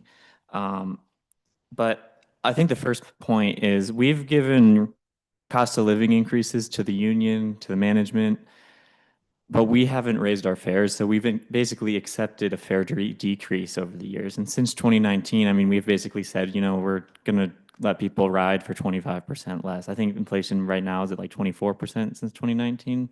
So it's something I think the board needs to consider is our fares have gone down. They have not stayed the same. They've significantly dropped. And people are getting a good deal. And so that's something that we want to have a conversation about. We need to have a conversation to address that probably pretty soon and figure out a strategy because we're leaving money on the table, but we're still giving other people raises. We're acknowledging inflation in some areas, but not others, basically. I think, so on slide 19, TransDev services, thanks to CFO Mackey, am I saying that right? Sorry. Has gone up much higher than inflation. Our contracted bus services have gotten really expensive. And in the slide 19, you mentioned that the all services contracted at 34.1. That's an alarming number. I think we need to look at that. They are charging us potentially more than what their own costs. Potentially, these contractors have potentially increase their revenue from us without actually needing to. So that's something that we should probably flag. But on slide 41, you mentioned that there's been a 500% increase in, I think, fare checking or something. I have a personal preference that you don't include percentages without net or gross numbers next to them because they're meaningless. A 500% increase, what could that be, like 1 to 2.5 or 1 to 5? Like, I don't know how many fare checks we were doing before, and I want to know how many we're doing now. So would like that. But ultimately, I think we need more fare checking. I've never had my fare checked on the W line. So we are still not checking enough fares. Thank you, Director Busick, for mentioning that, you know, in other countries, people without uniforms check fare.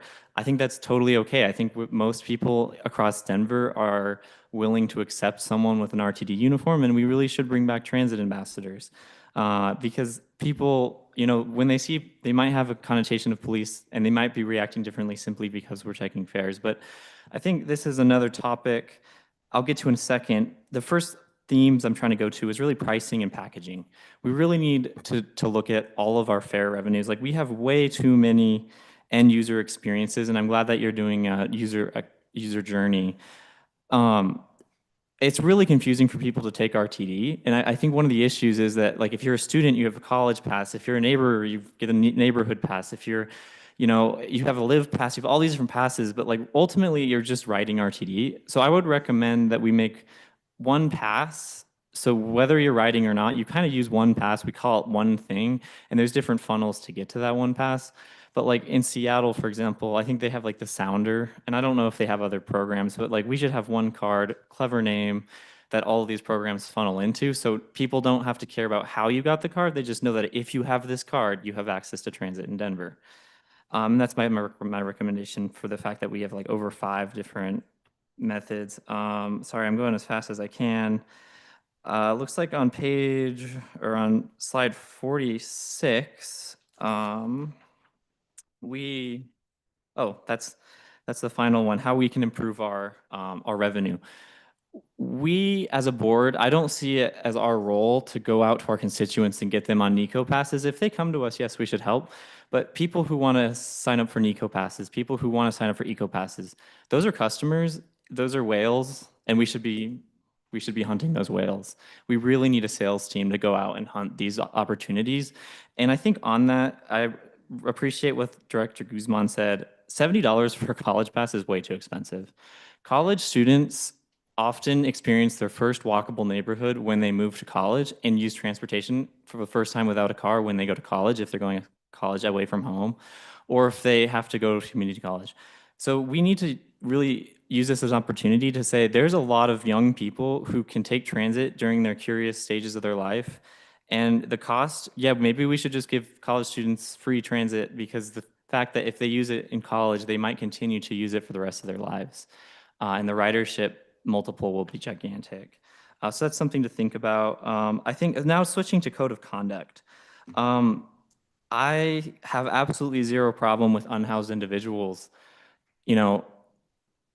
using our transportation services when it saves their lives. I really think that most people in our community are trying their best to pay their fare, and we need to respect that, and we should not, and we don't discriminate mostly against that. But anyone who doesn't pay their fare is breaking the law, and they're stealing from my constituents. So we cannot allow bus drivers to let people on board if they haven't paid their fare. And we honestly need someone to back them up for that.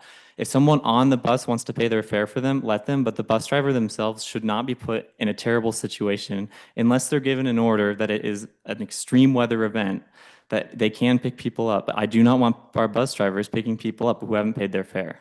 It's not fair to the bus driver, and it's not fair to the riders who've paid their fare.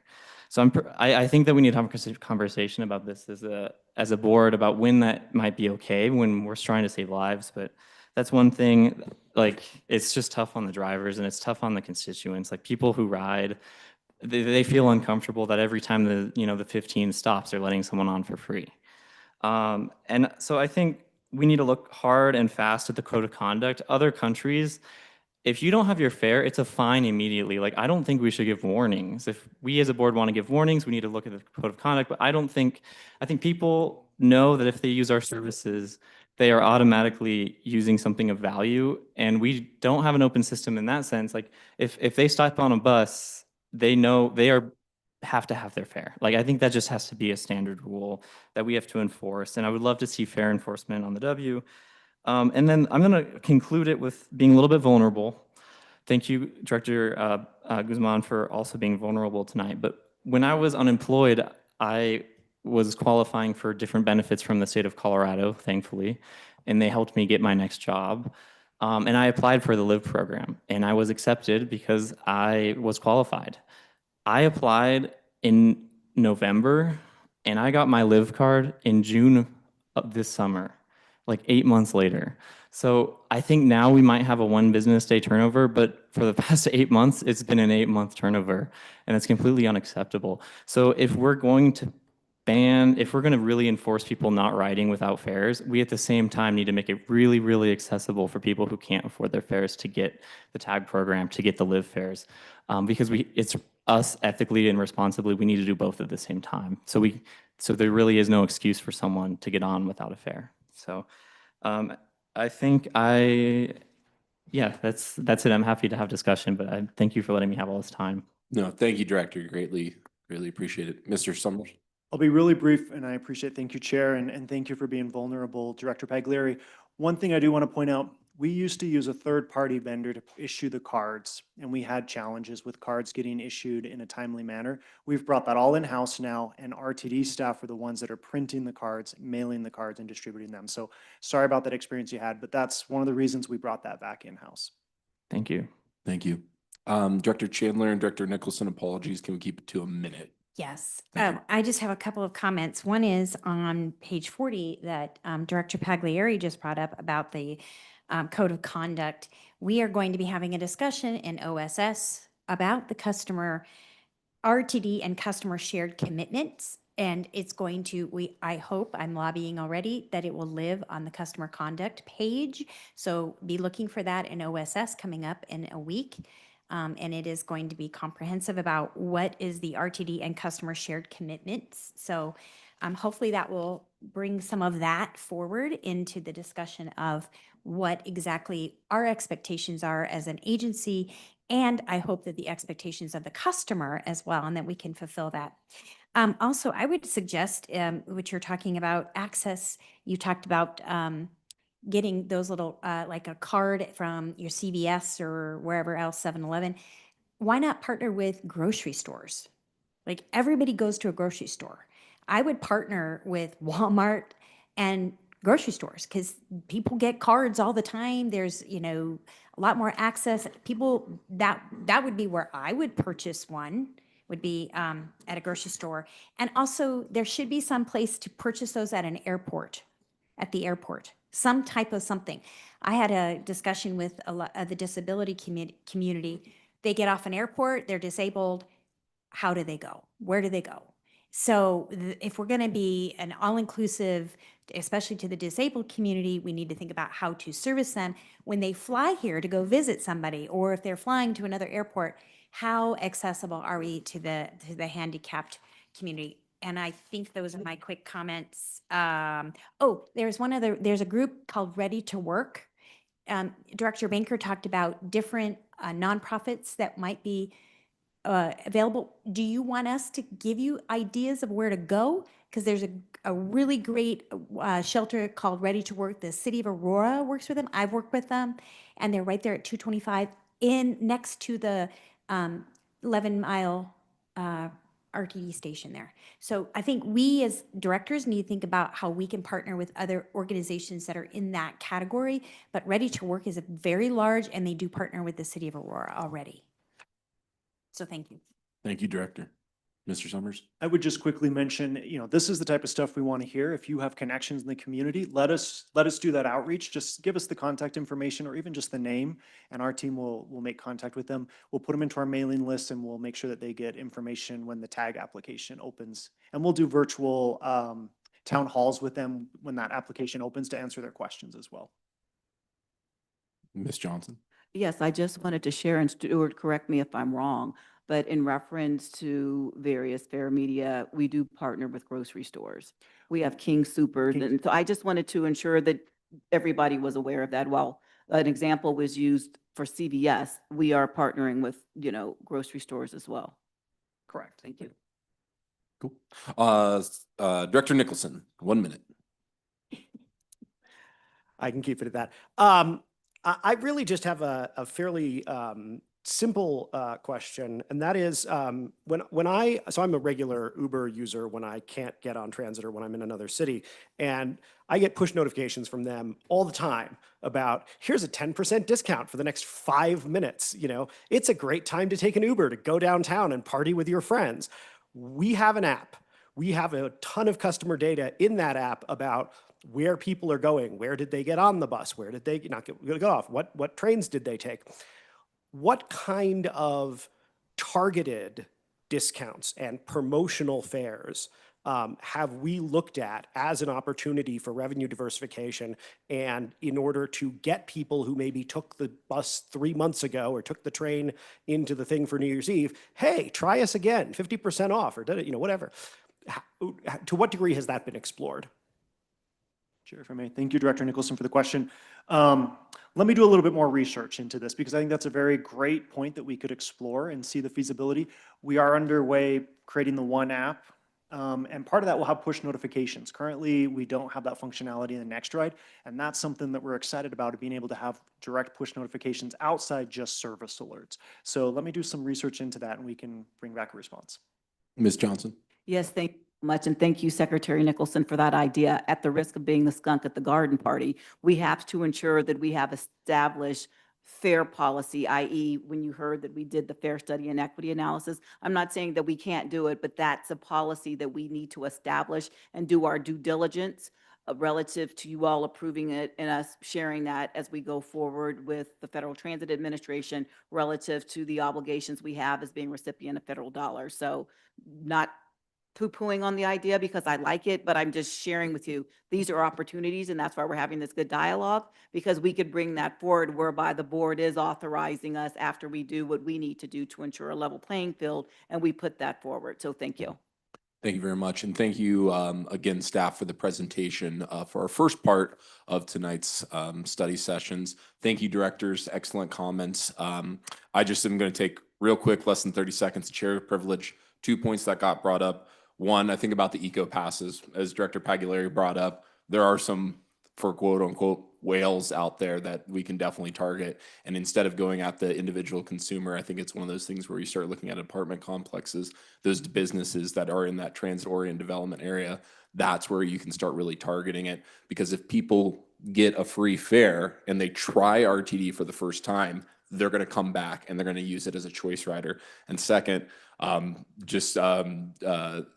thinking out loud too, for my choice riders down in Douglas County, and I got reelected, so I can say this, so without getting in trouble, they would be willing to pay the extra buck to go and ride the train, in all honesty. I don't know how that looks like, and I think it is a hard conversation to have, but potentially looking at a potential fare increase. But I know my constituents would pay the $1 extra to ride down for the Broncos game if they're going to take the light rail. So with that, CART individuals would need about 10-minute break, or, okay. Let's do a 10-minute break. Let's shoot to be back here at 7:23. Thank you.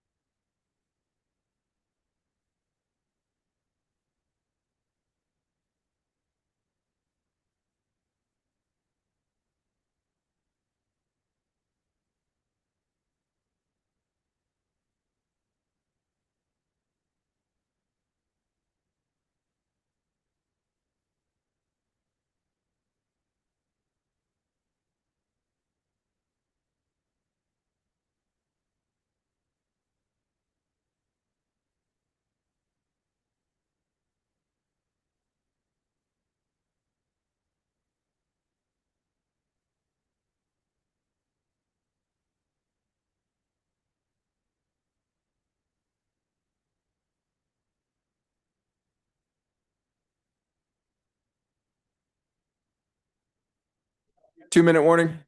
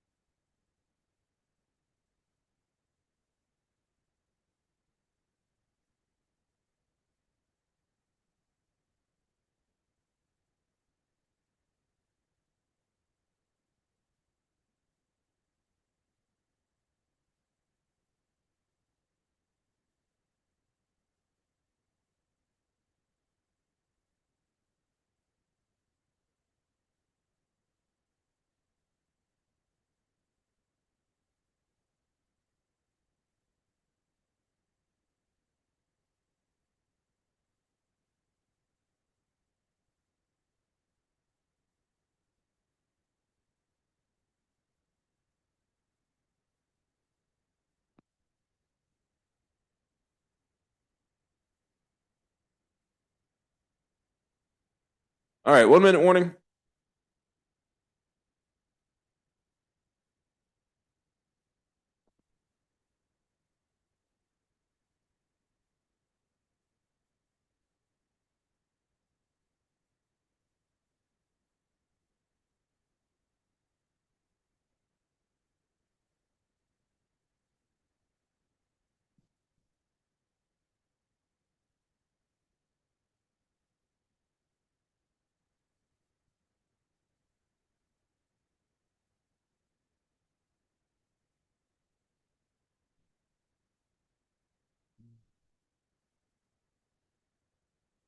All right, we're back to order as of 7. We're back to order as 7:23. All right, moving on to our next study session, and that is going to be high volume events. I'm going to give it over to you, Ms. Johnson. Yes, thank you so much, Mr. Chair. Once again, members of the board, Deborah Johnson, General Manager, Chief Executive Officer. So we are here to have a conversation with all of you relative to high volume events. We are going to provide some context by virtue of what we do when we plan, recognizing that our core business function is delivering transit services to this 2,345 square mile service area, recognizing our fixed route service, but also we do happen to provide service in a region that has various activity centers. We are one of the cities in this country that have representation relative to major sports, including the National Hockey League, National Basketball Association. There is National Football League, Major League Baseball. We have, soccer as well. So it runs the gamut, and we want to ensure that we have varying customer segments that we can serve to the best of our ability. What we have in store tonight, I will yield the floor to Patrick Prosser, who is our Chief Operations Officer. At the board meeting last week, just by virtue of the duration, I did not have an opportunity to properly introduce him to this body in this forum, but want to welcome Patrick to the organization. He brings a wealth of experience. He started here at RTD on September 2nd of 2025. He has had varying levels of progressive responsibility within the public transportation realm, not only here in the United States, but abroad as well. And in the interest of disclosure, I had the pleasure of working with Mr. Prosser back when I was at LA Metro, working first as the Deputy Chief Operations Officer, and then in the position in which he has as the Chief Operations Officer. So want to welcome him here to RTD. And then additionally, we're joined once again by Stuart Summers, our Chief Communications and Engagements Officer. So without further ado, I will yield the floor to Mr. Prosser. Thank you. Yep, thank you very much, GMC Johnson. Patrick Prosser, Chief Operations Officer, very excited to be co-presenting this to you, Chair and board members this evening. We're going to talk a little bit about high volume events today, and these of course present unique operational opportunities and challenges. And from an outline perspective, we are going to cover our current practices. We are going to talk about our planning considerations. We are going to talk about our coordination strategies, and all of that is intended to really emphasize the focus that we have on people, safety, reliability, and customer experience.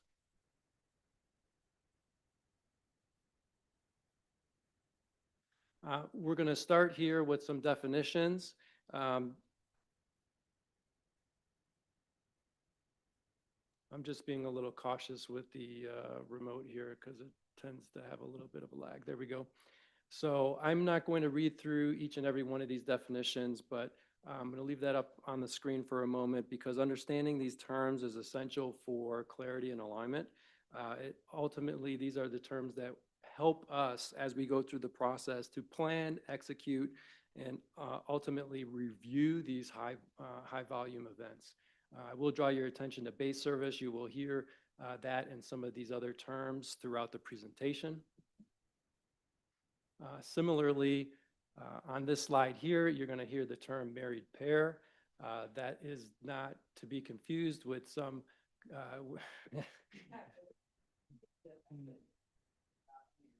yeah. Yeah, so we're ultimately talking about our commuter rail passenger vehicles, and we have a nice illustration later in the presentation to show you that. So as we talk about some of our objectives when it comes to high volume events, this is all about taking a balanced approach. At the end of the day, we're concerned around mechanical safety, base service, and being able to accommodate increased demand while still having a customer and community focus. Again, we are serving, delivering public transit for all, and communication and coordination throughout this entire process is extremely critical. So what you see on this slide are some major activities related to high volume events. Partnership and coordination is key to this whole process and ultimately to our success. We need to be able to meet demand. We need to be able to align with our service standards and ultimately provide reliable and accessible service. And that takes a lot of coordination, thought, planning, and execution around schedules, fares, and just the overall customer experience. So we have a systematic planning process in place, and that's intended to make sure that we deliver high quality service. Some factors and considerations that go into this process have to do with the timing and coordination, which is critical to each high volume event that we deliver service to. There's a lot of discussion and emphasis around capacity and resource planning. We don't have unlimited resources. We have to be very strategic about how we go about that. You'll notice some references here to overlapping events. And probably a good example would be the Rockies game. Long season, lots of events. So we're always mindful of that as we go through the planning process. What other events are happening throughout the region, and how can we deliver the best service, taking that into consideration. And then infrastructure awareness is another component of that. So just to, I guess, add a little bit of more detail, there are certain constraints or restrictions on train consist length. We have some visuals later on in the presentation. There are certain constraints around power consumption, how many passenger vehicles, how many trains can we have in certain sections. And then there's also design constraints. How many trains, what's the maximum amount of trains that we could operate with our existing signal and train control system. Again, this is just a nice visual to give you an idea what the seating capacity is and the max load capacity is for the buses that we operate. We'll also do the same for the light rail vehicles. I just would draw your attention to the specific lines. You can see which ones are limited to 3-car train sets, which ones can accommodate 4-car train sets. And this is the commuter rail vehicle. You heard me earlier mention the married pair, and this is an example. So essentially you have two cars married together. They share systems, so there's some efficiencies gained by that. And that's what the seating and max capacity looks like for those vehicles. Next, we're going to talk about transit adjacent event venues. And I guess what I would draw to your attention here is the capacity related to Empower Field as an example. And then just the sheer number of annual events for the Colorado Convention Center. Overall, you can see our existing service provides a strong foundation for serving these events. And at the end of the day, capacity awareness is key for our team to try to anticipate what the demand is going to be for our service.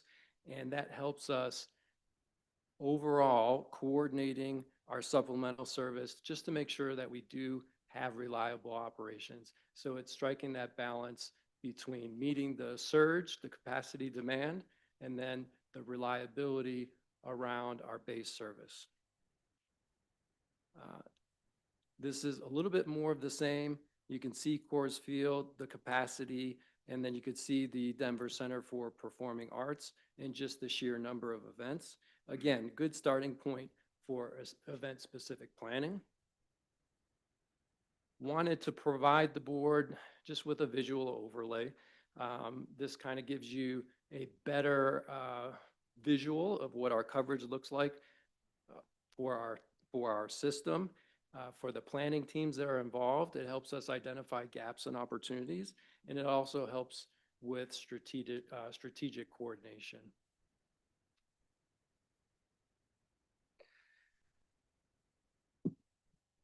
This is a good visual just to give you an idea of end of service planning. We again take advantage of our base service, and you could see that the sheer times alone offer a lot of service for certain events. And we're always wanting to make sure customers can return safely from event. And we wanted to, this isn't a comprehensive scan. This is a brief scan of the industry just to help kind of visualize some benchmarks around different service models and essentially what kind of access they have to transit for major events. And some of this just may be accessible, but also may include walking a certain distance in order to couple with transit. These are things that we benchmark with our peers across the industry. And at the end of the day, we look at that, we try to understand the differences in the service model from these other peers that we have and try to make targeted improvements. And we always have to leverage the multimodal connections in order to be successful from a crowd management perspective, but also from a customer experience perspective. This is a little bit more of the same, so it'll be a good reference for everyone. Of course, as a public transit agency, we want to be, compliance is mandatory. And at the end of the day, regulations influences what services can be scheduled and delivered. And we always make sure that our operations plans align our service and that we're in compliance with these regulations. So it's always good to look back in time at historical examples just to help us provide some insight into how service was planned and executed. And the reason we do that is because it helps us identify where guidance may be needed. It also helps us strengthen future planning. So we are in the business of providing public transit for all, and we're not allowed to compete with private entities. And just, I guess, moving a little bit further into that, I guess it's important to point out that the Bronco Ride Special Shuttle Service was ultimately eliminated around the 2019 timeframe, which was a little bit prior to the pandemic. In addition to that, there's a good visual here on this slide, just from an infrastructure awareness perspective, to understand how that has changed over time as well into our current state. And these are all planning considerations that staff take into account as they build their operations plans and prepare for these high volume events. We thought it would also be helpful to try to do a side-by-side of historic versus current base service. This gives you an idea of route options that inform our customer choices, and it helps us to identify options to meet those demands that we're talking about related to high volume events.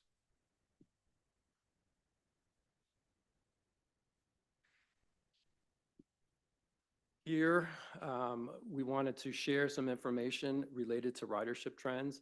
This helps us identify patterns. It's also an input into the planning process. It helps us really understand the timing, the staffing, the vehicle requirements that are needed in order for us to really strive to make data-driven decisions. And at the end of the day, we do have continuous improvement in mind. So these are all important inputs into our overall process. Again, this is just to highlight some of those statistics related to the concerts, just to give you an idea what that looks like. And with that, I'm going to hand it over to my colleague Stuart, who's going to talk a little bit more about planning efforts. Thank you, Patrick. On that previous slide, one thing that Patrick was pointing out is the start and end times of several of these concerts, the days of the week, and that's part of these planning efforts, is really understanding if a concert starts late, is base service going to be able to accommodate the needs of those customers and making sure people have the information they need leading into this. As part of those planning efforts, we regularly monitor several of these event calendars across the metro area.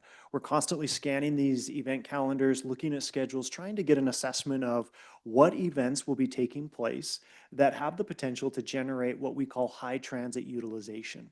So we're looking at concerts and venues that are adjacent to stops and stations, not only the 7 that were previously mentioned, but things like Bluebird or Paramount, looking at some of these other venues that may be smaller, but still close to a stop or station that would have some access. We do what we flag these events. We put them onto an internal calendar. This calendar is available to staff in RTD/PD, operations, communications, service development. It's a constantly updated schedule so that we can all be aware leading into it 3 months in advance of what's coming up, what kind of communications are needed, and what kind of operational planning should be taking place. I also regularly meet with Visit Denver and the Colorado Convention Center. We have a standing meeting.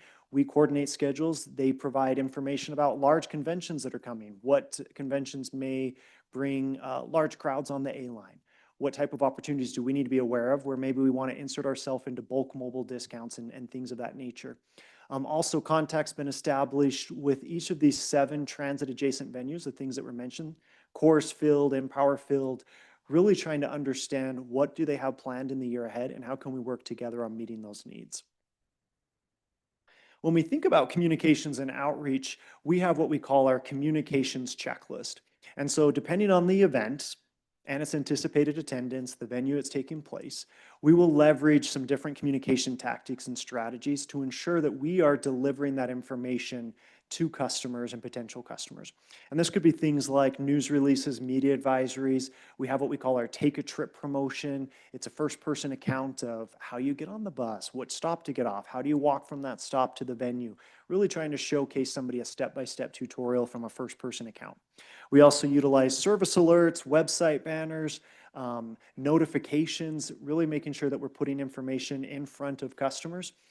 We have what's called our impact team. This is volunteers, employees who volunteer their time to be available to help with large events and service disruption and things of that nature where we expect a high volume. We'll also provide the venues with content that they can use for doing what might be an e-blast. We'll provide stop and station signage. And then also last to point out, collaborative promotions with venues and sports teams. So you can see that photo of Dinger from the Colorado Rockies doing a co-branded promotion that ran through the baseball season. One thing that I think is very exciting that we introduced at RTD and other agencies have mirrored and replicated is what we call special destination terms. So using our Next Ride Trip Planner app, a special destination term is event specific. It eliminates the need for a customer to know the address of the venue. If they're putting in the destination, they don't need to know even the name of the venue. All they need to know is the name of the artist, the name of the concert, the name of the team that's playing, and allows customers to plan a trip from anywhere in the metro area directly to that venue using the most expeditious manner possible. And it could be a combination of buses and trains. We receive special destination terms from Visit Denver. As they become aware of events, they'll send them to us to load into the system. And then also in December of last year, we did an integration with a company called Jambase, and they provide live music data for calendars and schedules for municipalities, and it's been loaded into Next Ride app, so it's an automatic feed. So if a concert's taking place at Paramount on Thursday night, it's already loaded in there, and somebody could just use the name of the artist. We launched the special destination terms prior to the Taylor Swift concert, and during that weekend, which was also the same weekend as the Colorado Rockies and the Yankees, we had more than 150,000 trips planned through the Next Ride app using special destination terms. Another opportunity that we'll talk a little bit later in our after action, but I want to point out is what we call last train platform signage. And so we will post variable message signs to communicate the last scheduled train departure from Empower Field Station. This is placed near the walking path as you exit the platform and you're heading into the stadium so that people can see when is the last E-line train scheduled, when is the last W, making sure that people have access to that information. And then I just want to give a quick example. The Great American Beer Festival is taking place this week, and the promoters reached out to us and said, how can we work together? We want to make sure that transit first for our patrons, people that are attending the event, and we want to work with you on how can we promote this and encourage people to take RTD. And so we created a custom transit map for the organizers to post online and share in their social media. We did a take a trip. We added the special destination term of beer festival, media advisories, a news stop article, social media promotions, and then a know before you go e-blast that the organizers sent out to everybody that's purchased a ticket online. And it encourages utilization of RTD as the safe and expeditious way to access the event. And now I'll turn it back over to Patrick. All right, thank you, Stuart.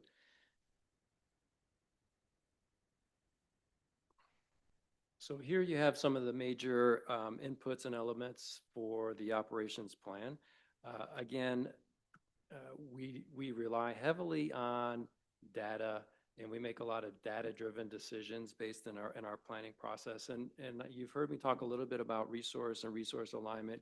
That goes hand in hand with the pictures that you see on the screen. We need to make sure that we have staff strategically located, that we have correct wayside signage and proper queuing so that we can make sure that the crowd is manageable and that we keep everybody safe and that we're able to expedite those crowd movements, and ultimately trying to get to this I guess what I would call service optimization. And in order to make a plan is great, but at the end of the day, what does it take to implement a plan? It takes people, right? And this is the people power GM CEO Johnson was talking about earlier. And that's what continues to be our success here at RTD. We have many passionate employees who really love what they do. And you can see that in the way they maintain our equipment, in the way they operate our equipment, in the way they interface with our customers, especially during high volume events. If you could just imagine the type of energy that's needed to get through some of these shifts, managing some of these high volume events, it's definitely not easy work. But it's all about integrated operations. And this is where we focus on the coordination between the control center, between operations, between maintenance, between transit police, and ultimately our communications team. And collaboration is absolutely key in the implementation of these plans. And that helps us when we're trying to be proactive when it comes to crowd management. There is, our control team, our boots on the ground, if you will, that are anticipating and directing these flows. And that ties into our real-time monitoring capabilities. And that is what links our people and operations together to make sure that we do offer that safe, reliable, and customer experience that everybody desires and everybody is striving for. The next key point that I'm going to talk about has to do with after-action reviews. This is our opportunity to actually evaluate what we're doing and learn from that. Of course, we want to celebrate our successes. Some of those may be small, some of those may be big, but it takes a lot of energy and stamina and persistence in operations. So it is key that we do celebrate those successes. And we also want to identify areas for improvement. This is the only way that we're going to be able to continue to enhance our, basically our service delivery and our customer experience. And this is what drives continuous improvement. And we want to refine our processes. We want to have better plans and better execution. And that's just something constant that you always find in all of our operations and maintenance staff. And you see that image there. Stuart mentioned it a little bit earlier.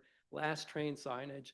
That is a practical example of an output from an after-action review that has actually been implemented and has delivered results associated with that.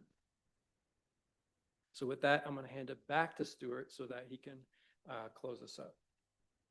All right, to round things out, we want to talk about some next steps and some things that are near-term enhancements that are underway. This board's very familiar with Tap to Pay. Launching in Q4, we mentioned in the last presentation that there's some testing underway. This reduces the need for cash, reduces the need to download an app, it reduces the need to visit a ticket vending machine. Most importantly, this supports faster boarding times, convenience, and access. And so we see this as a big opportunity when we talk about high volume events, Tap to Pay being an absolute game changer for helping customers to access the system in a very quick manner.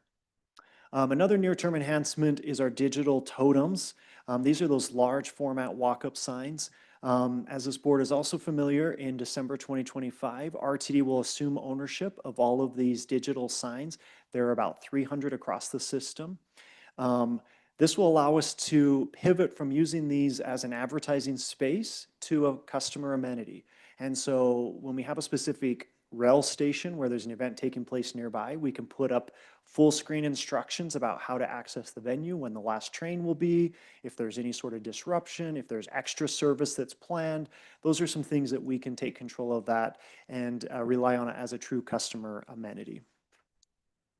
We also have our project underway to put all of our apps into one RTD user interface that can be downloaded from an app store.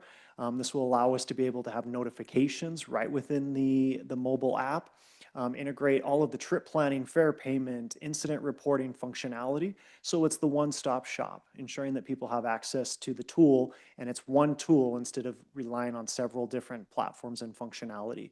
And then also being able to push notifications and in-app alerts. If there's an extra train that we have made available, we can do that as a push notification. And so we see that as an opportunity for high volume events. This was discussed yesterday at the Performance Committee, and I wanted to point this out, fare bundling. So last month, we announced plans that we'll be pursuing what we call fare bundling for high volume events, working with venues. This is really as simple as ticket as a fare. So an event patron, you attend an event, that ticket for your event becomes your fare media to use RTD.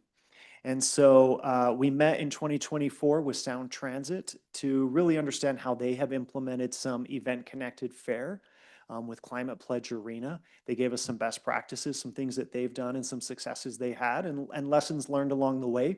Right now, at this juncture, we're doing a marketing outreach strategy. I mentioned earlier that we've established contact with the 7 large, we call them transit adjacent venues, so we can start to have these conversations about what would this look like? What are the barriers and obstacles we'd need to overcome so that we can implement fare bundling? And this is part of our short-term, near-term scorecard tactics. And then the last 2 things I want to point out are some other opportunities related to some venues that have been announced and proposed in the metro area. The first is in March of this year, obviously the Denver National Women's Soccer League announcing that Santa Fe Yards, a 14,500 seat stadium. Obviously, it's adjacent to I-25 and Broadway. It's important to note that this site was selected in part and probably primarily due to its proximity to RTD services. And this is an opportunity that we need to leverage. I know that GM CEO Johnson's been in conversations, some early conversations about how we can be part of these planning efforts, knowing that it's slated to open in 2028. What do we need to do to be prepared for that? Also, last month, there was a proposed event venue announced for the Broncos Stadium, announcing that Burnham Yard was the preferred site for this new stadium. What does this mean for RTD, knowing that there's a target completion date of 2031? Staff has had some very high-level preliminary conversations. GM CEO Johnson had a conversation with the governor's office, really understanding this is adjacent to 10th and Osage Station. What would we need to do to be prepared for having this ready for coming online? Also knowing that this site includes plans for a mixed-use entertainment district. So it's not only, for event venues, but around the clock, what are some of the entertainment capabilities and also housing that is planned for part of this? And then lastly, on November 3rd, we will be launching a high volume events webpage. And really the importance of this and the point of this webpage is we want to provide overview information like we've presented here this evening about, current operations, our base services, provide some frequently asked questions and responses, but primarily and most importantly, we want to solicit feedback. We want to hear from customers. We want to hear from members of this community. We know there's some ideas out there. People have a lot of input around high volume events. We want to have a platform and an opportunity for people to present their ideas, share their feedback with us, help us to understand, what are some opportunities that we may not be considering as staff. And then also have a landing page for some of these transit maps as we talk about event venues, ensuring that people have access to how can they navigate to the venue from RTD services. And so similar to our last presentation, how can the board partner in this effort? First and foremost, we want to make sure that you're educated, you're informed, also that you can share this information with stakeholders and customers as they ask you questions. We know that you often hear from people around high volume events. And then when that online webpage becomes available, share that out with your constituents, invite them to share that feedback and provide that information back to RTD. And with that, we're happy to entertain questions. All right, I'm assuming there's no questions on this. Thank you very much, staff, for the presentation. Very informative, greatly appreciate it. Directors, we're going to try to shoot for about 8:30 as our deadline. Secretary Nicholson, you're first. Larson. Thank you very much, Mr. Chair, and thank you to both of you for a wonderful presentation. This has been something that I have looked forward to for a while. There are a handful of things that we do that, in the minds of the public, pay for everything else that we do. And service to major events is one of them. In my district, almost everybody can afford to own a car. And the people who use transit outside of the folks who are significantly transit dependent use it for this. They tell me, I only take it to go to the airport or a Broncos game or a Rockies game, and they have one experience a year. And we get one chance to do it well or screw it up. And if we screw it up, every single one of their neighbors finds out about it. And so the bar is inordinately higher than your daily commute to go to work or to, school or whatever. Those journeys, I believe we try to treat everybody equally, and we try to treat all the service that we run equally. At least in my view, it's not. This service is more important. Airport service is more important than anything else we do, because when this falls down, it makes headlines and it turns people off permanently, and they stop wanting to support us, they stop wanting to give us money, and we stop being able to run a transit agency that can serve the entire metro area. We're having this conversation because we've fallen down a few times this year, as we've tried to do some very big things, and we've had some great nights as well. The Metallica graph shows it. There are some that we've had some great opportunities to serve a lot of people, but there have also been some rough days. And my biggest fear, and I think really I don't want to call it like a bet the company moment, but a turning point for us is whether we will effectively convince the Broncos and the Denver Summit, the women's soccer team, to trust us as the #1 way to get people to their stadium and to buy in to the level necessary where every single person gets a ticket as part of their thing, where they're building the infrastructure at the stadium to make transit the #1 thing that people do.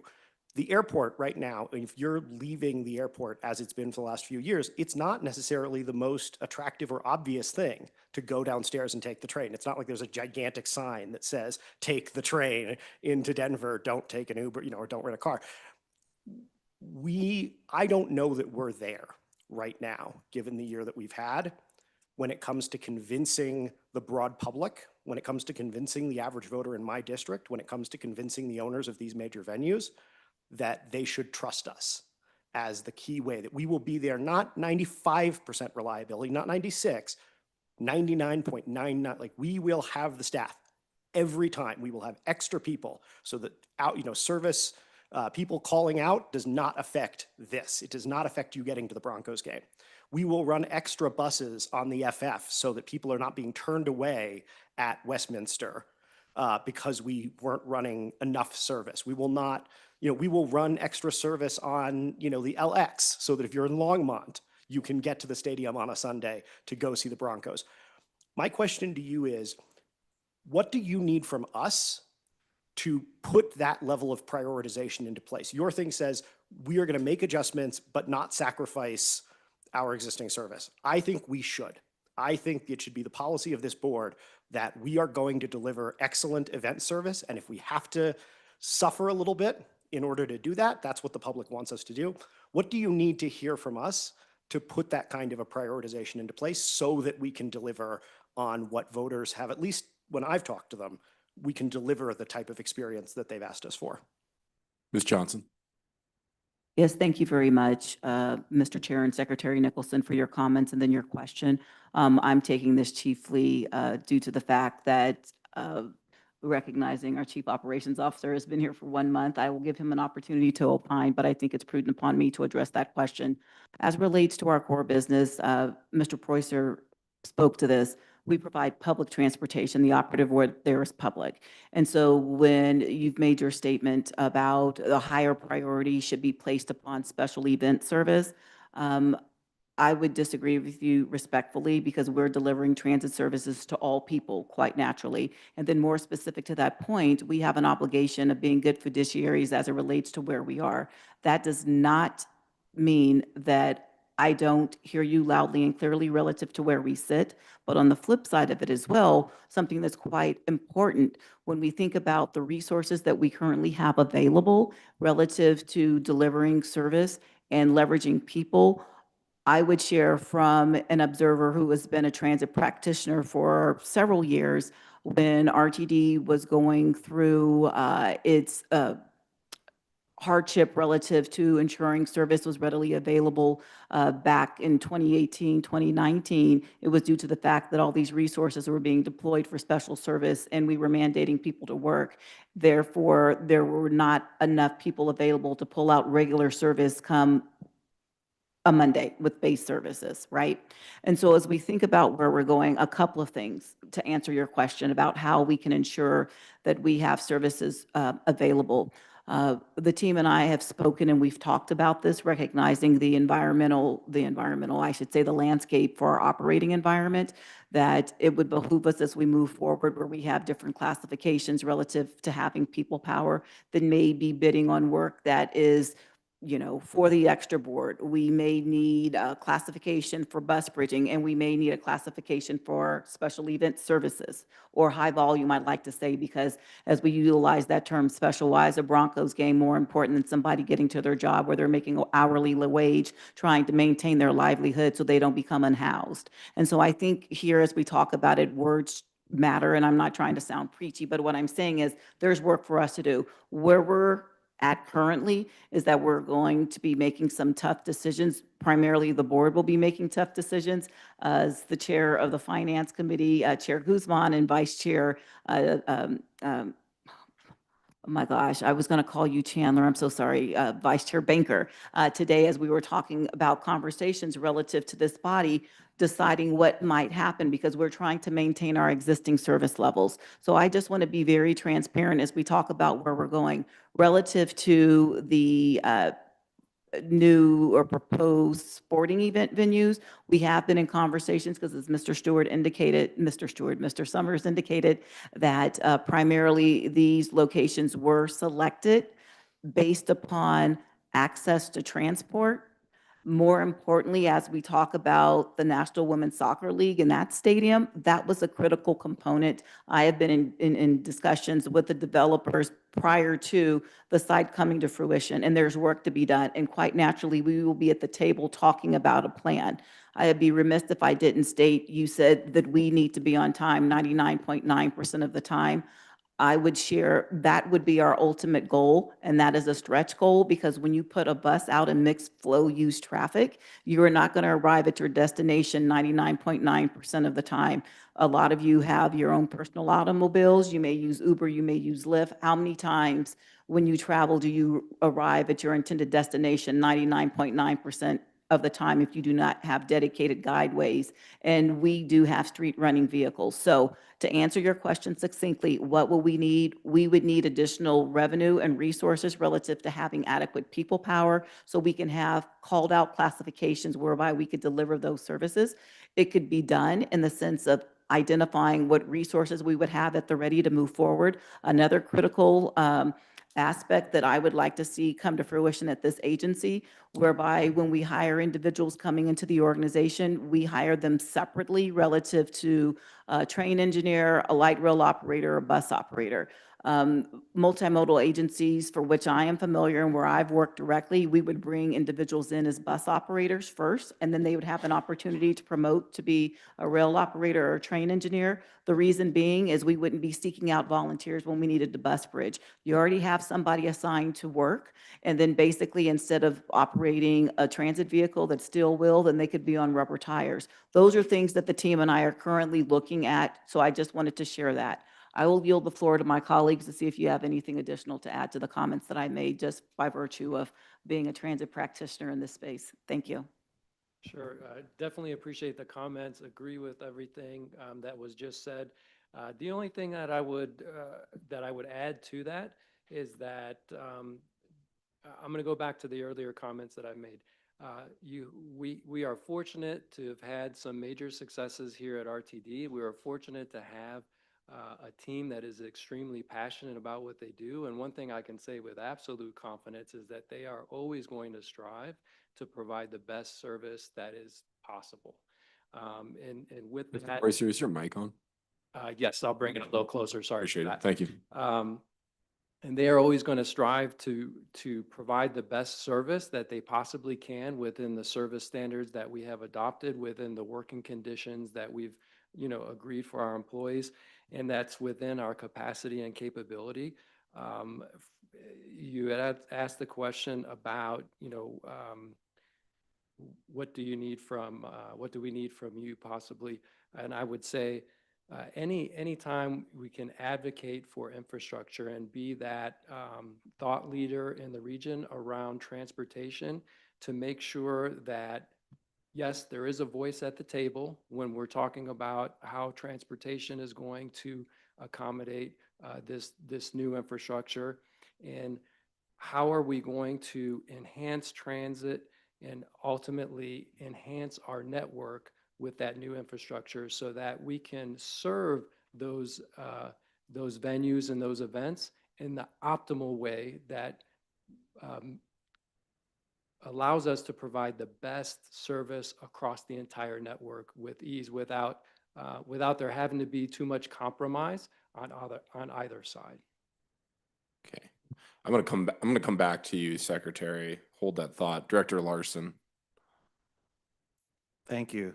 I'm just kind of wondering, sort of setting aside the people issue, if we could somehow get enough people for any given event to provide all the service we could, how much can we increase capacity at these major venue stops right now, and how much do we? Like, I mean, if at Empower Stadium we would normally be serving, say, 1,000 people an hour, when there's a big game for the Broncos, can we get up to 5,000 people an hour, 10,000? And then also, what do we actually do?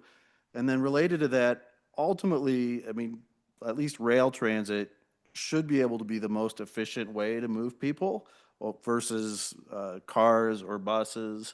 But fundamentally, I mean, it seems like, you know, if 75,000 people are exiting Empower Stadium all at within the same hour, we just can't possibly move all of those people with our light rail. And I'm just trying to understand, how far away are we from being able to, what's the gap? What's the gap between what we could do with our existing capital infrastructure and what the potential demand could be if everybody sort of viewed light rail or whatever as the best option? Does that? I'm just trying to get a sense of how the capacity that we would aim for. How much of the issue is just a pure capacity issue, setting aside the whole people situation, which I know is a big issue. Staff, within a 3-minute response. Thank you. Sure. So what I can say about the current operation, the current design doesn't allow for any additional enhancements.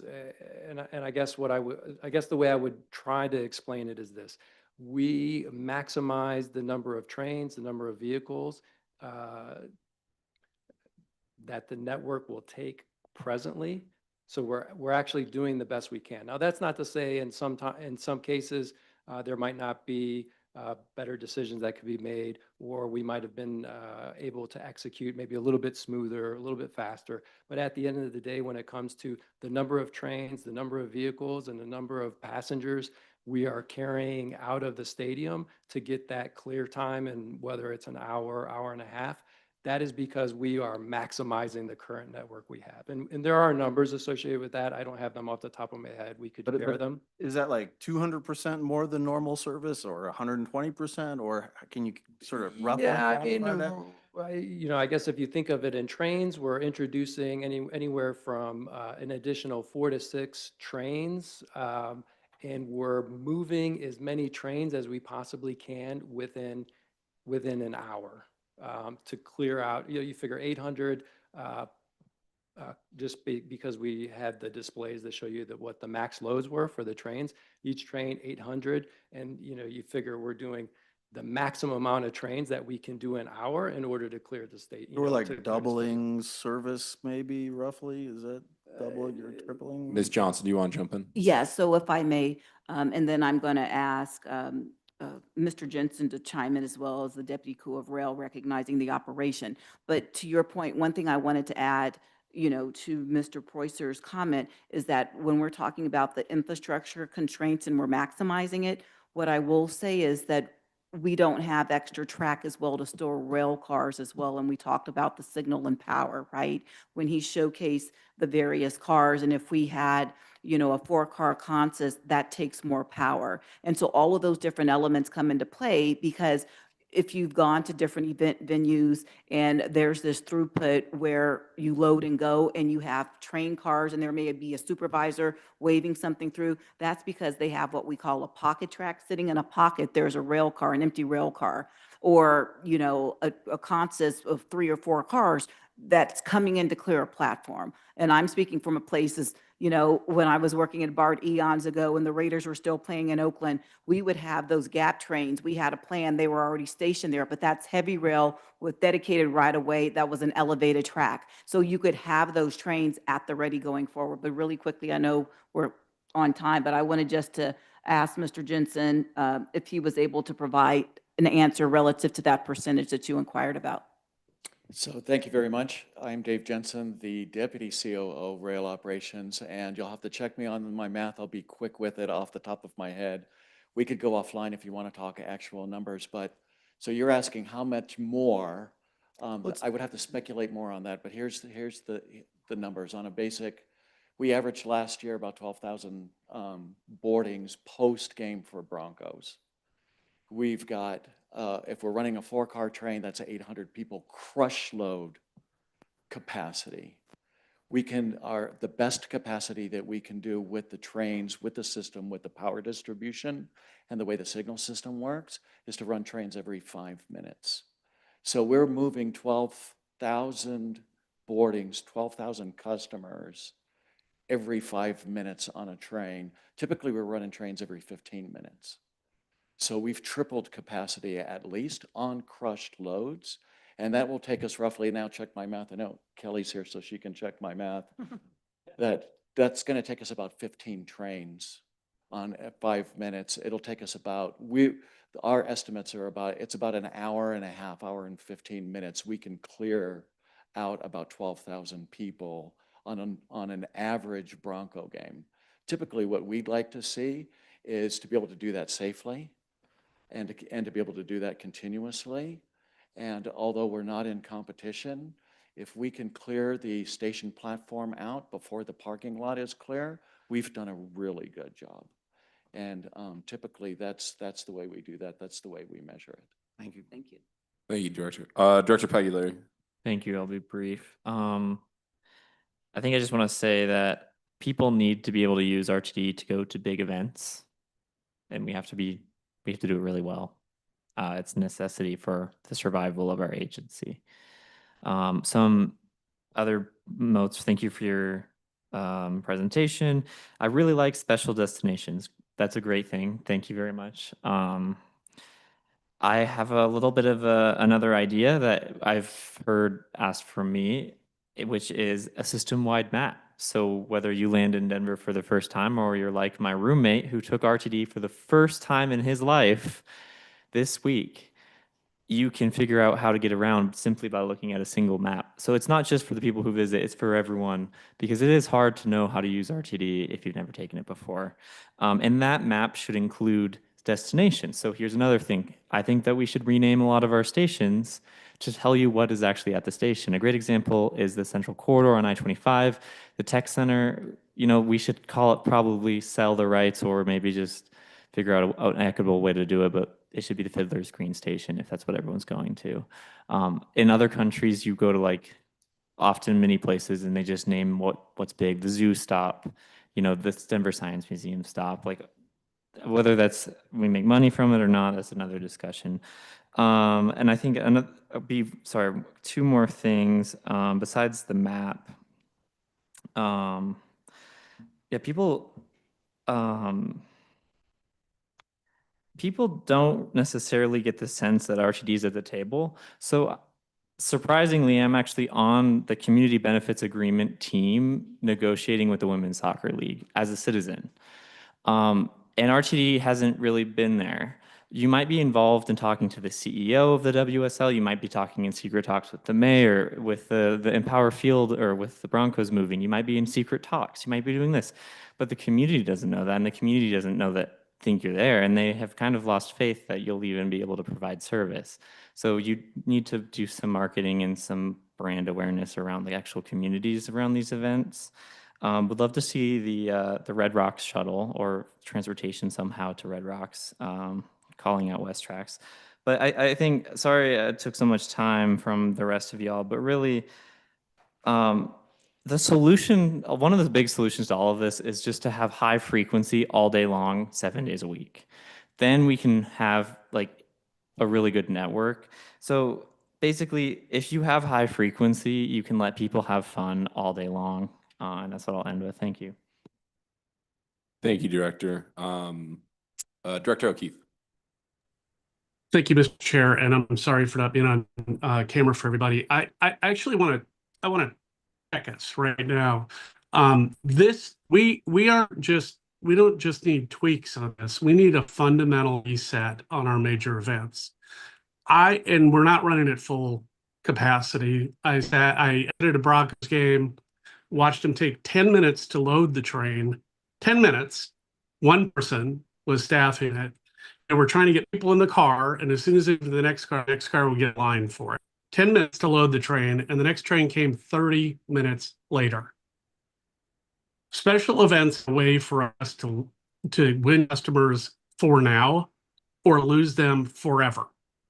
And we need to fundamentally stop what we're doing and look at what other success stories are outside of the agency. And I would actually ask that we hire an outside consultant that can baseline our service versus other cities' service and opportunities for us to do things differently. I don't think that as a group, and I put the board in that as well, that we are coming up with ideas other than service is bad or we're doing the best we can. This cannot possibly be the best we can. This is the number one issue I hear about my district. Number one. And I don't even know how close number two is. I hear it from mayors. I hear it from the public. I hear it from businesses. We are not just missing on this. We're failing at it. And we have got to reset how we're handling it. So I'd actually like to make a recommendation that we hire an outside consultant that can baseline what we're doing and not rely on ourselves going out to do this. Thank you, Mr. Chair. Thank you, Director. Director Banker. Thank you very much. I just wanted to remind everybody that we did Broncos Ride and Rockies Ride for decades. And it worked really well. And a lot of people were happy, and I think we gathered a lot of new customers because of that. We've got two big events coming up. The big one in a week and a half is the No Kings March. The first one that occurred did not go well. I received emails from some of my constituents that said, I got down there, but I couldn't get back home to Longmont. Some couldn't get back to Boulder. One of my constituents had to spend $80 on an Uber to get back home because Union Station was shut down. That can't happen. So in another week and a half, I think this coming March is probably going to even be bigger than the first one. So I'm hoping we are going to be prepared and we can do this. The second thing is I went to my very first meeting on the Sundance Film Festival. And while I find that topic pretty interesting, I'm starting to learn more. I was involved with my first meeting last week, and I understand you had your first meeting along with Phil Washington. This is huge for the state of Colorado, not just RTD, not just Boulder County, because the more I'm thinking about this, the more I'm thinking that if RTD messes this up, getting tens of thousands of people in a very tight time frame, it's going to be somewhere between 10 days of the event plus time before, time after. If we don't come through this event shining, we will be hurting the entire state of Colorado. Now, Patrick, I understand you might have some experience with this coming from Salt Lake.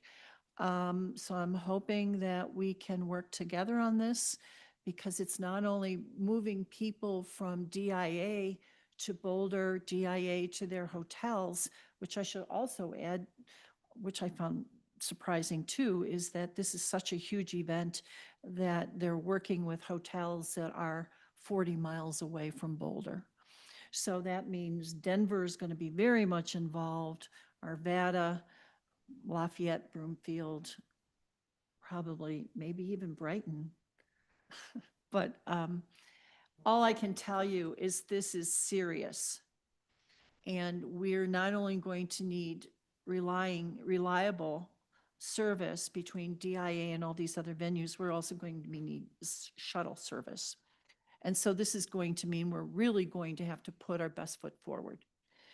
I do think the biggest issue facing all these other events that we've had over the past couple of weeks and months is dependability. You know, we know the concert's going on. We know there's a march. We know there's a big Bronco game going on. And it's us hearing from our constituents that where's the bus? Where's the train? Waiting 30 minutes to get on a train.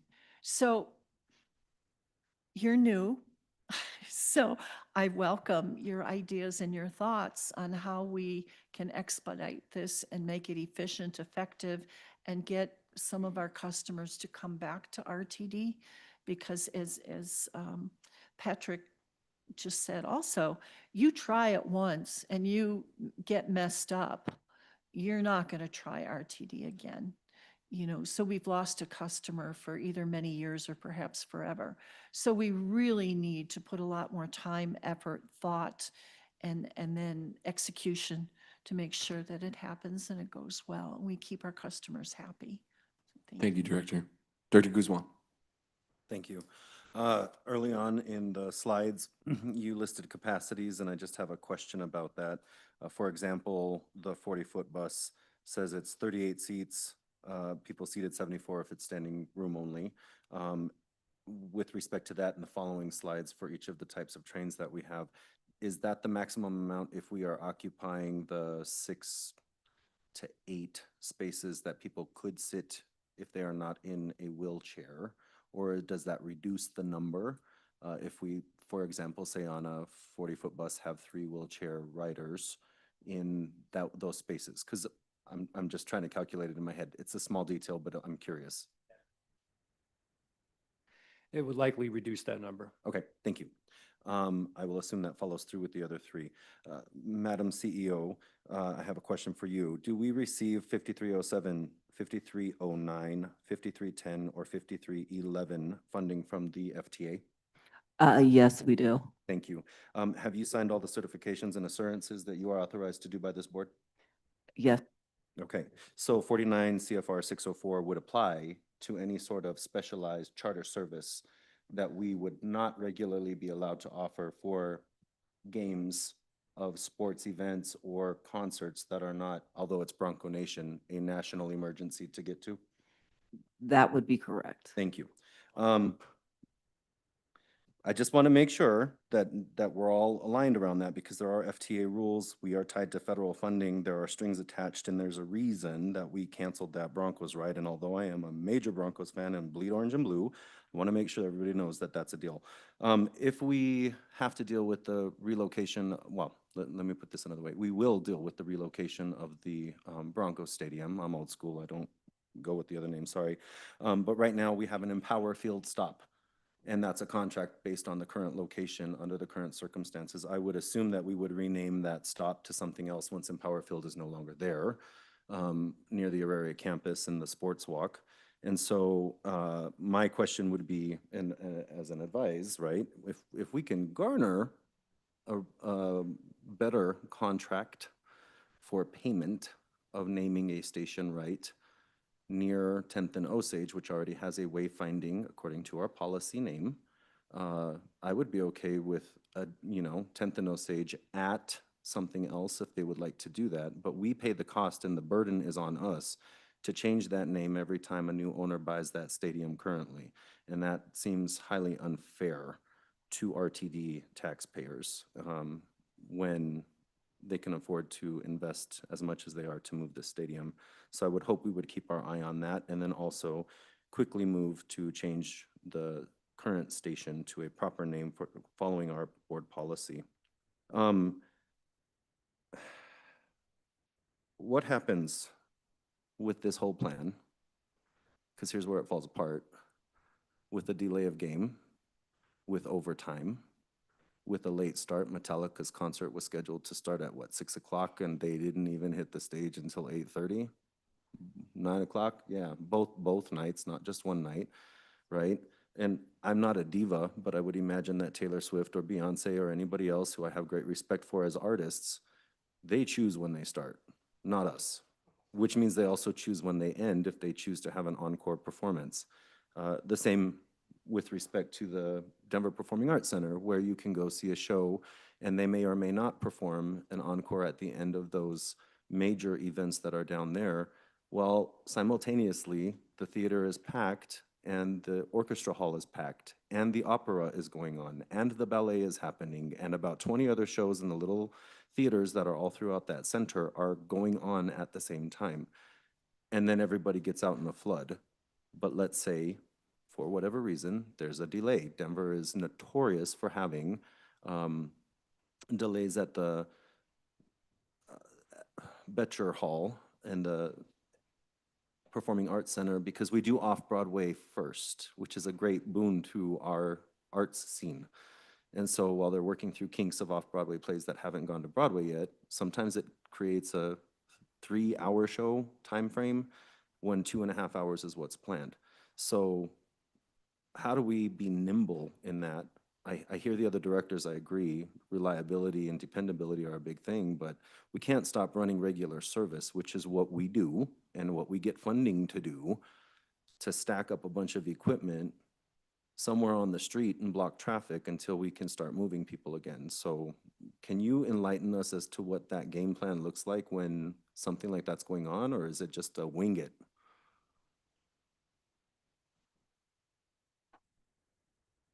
Yeah, it's definitely not a wing it. I mean, that's where that coordination that I spoke about from between the control center, between police, between communications, and also street supervision.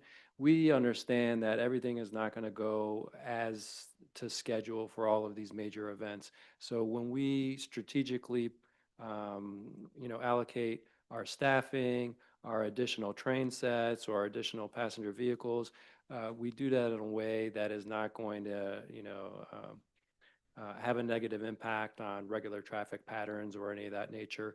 And that is constantly being monitored so that real-time decisions could be made in the field. And then that equipment is deployed, mainly from that coordination from the field and the control center to provide the service that's needed kind of dynamically when it's needed. So we go into it understanding that there's likely going to be some changes. We're going to have to be flexible to do that.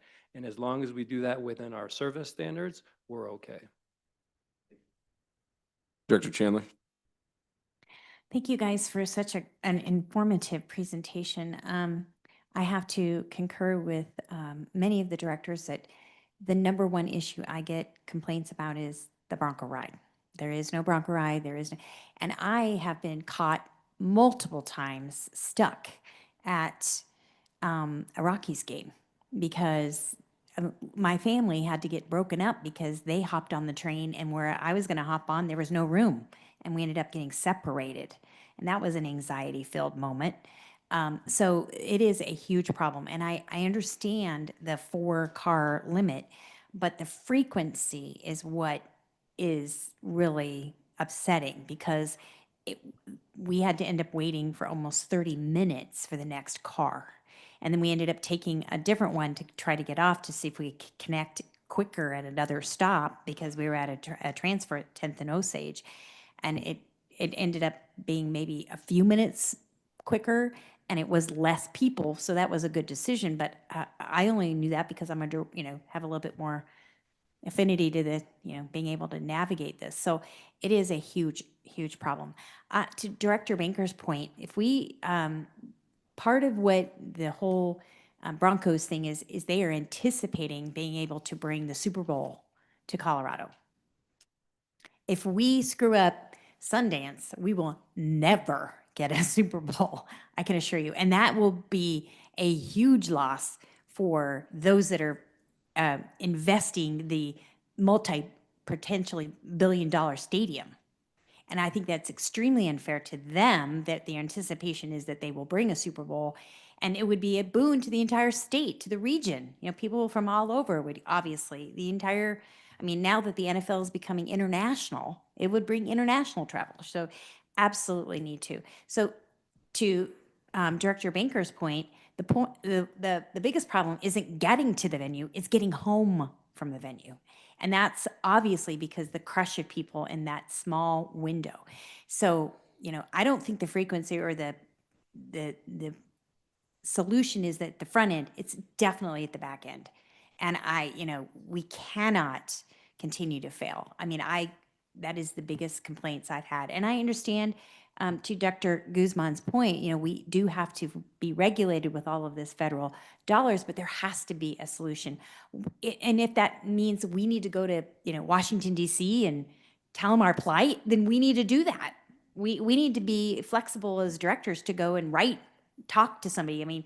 We have senators that are supposed to be advocating for us as a state. So I also would maybe suggest too, coordinating something with E470.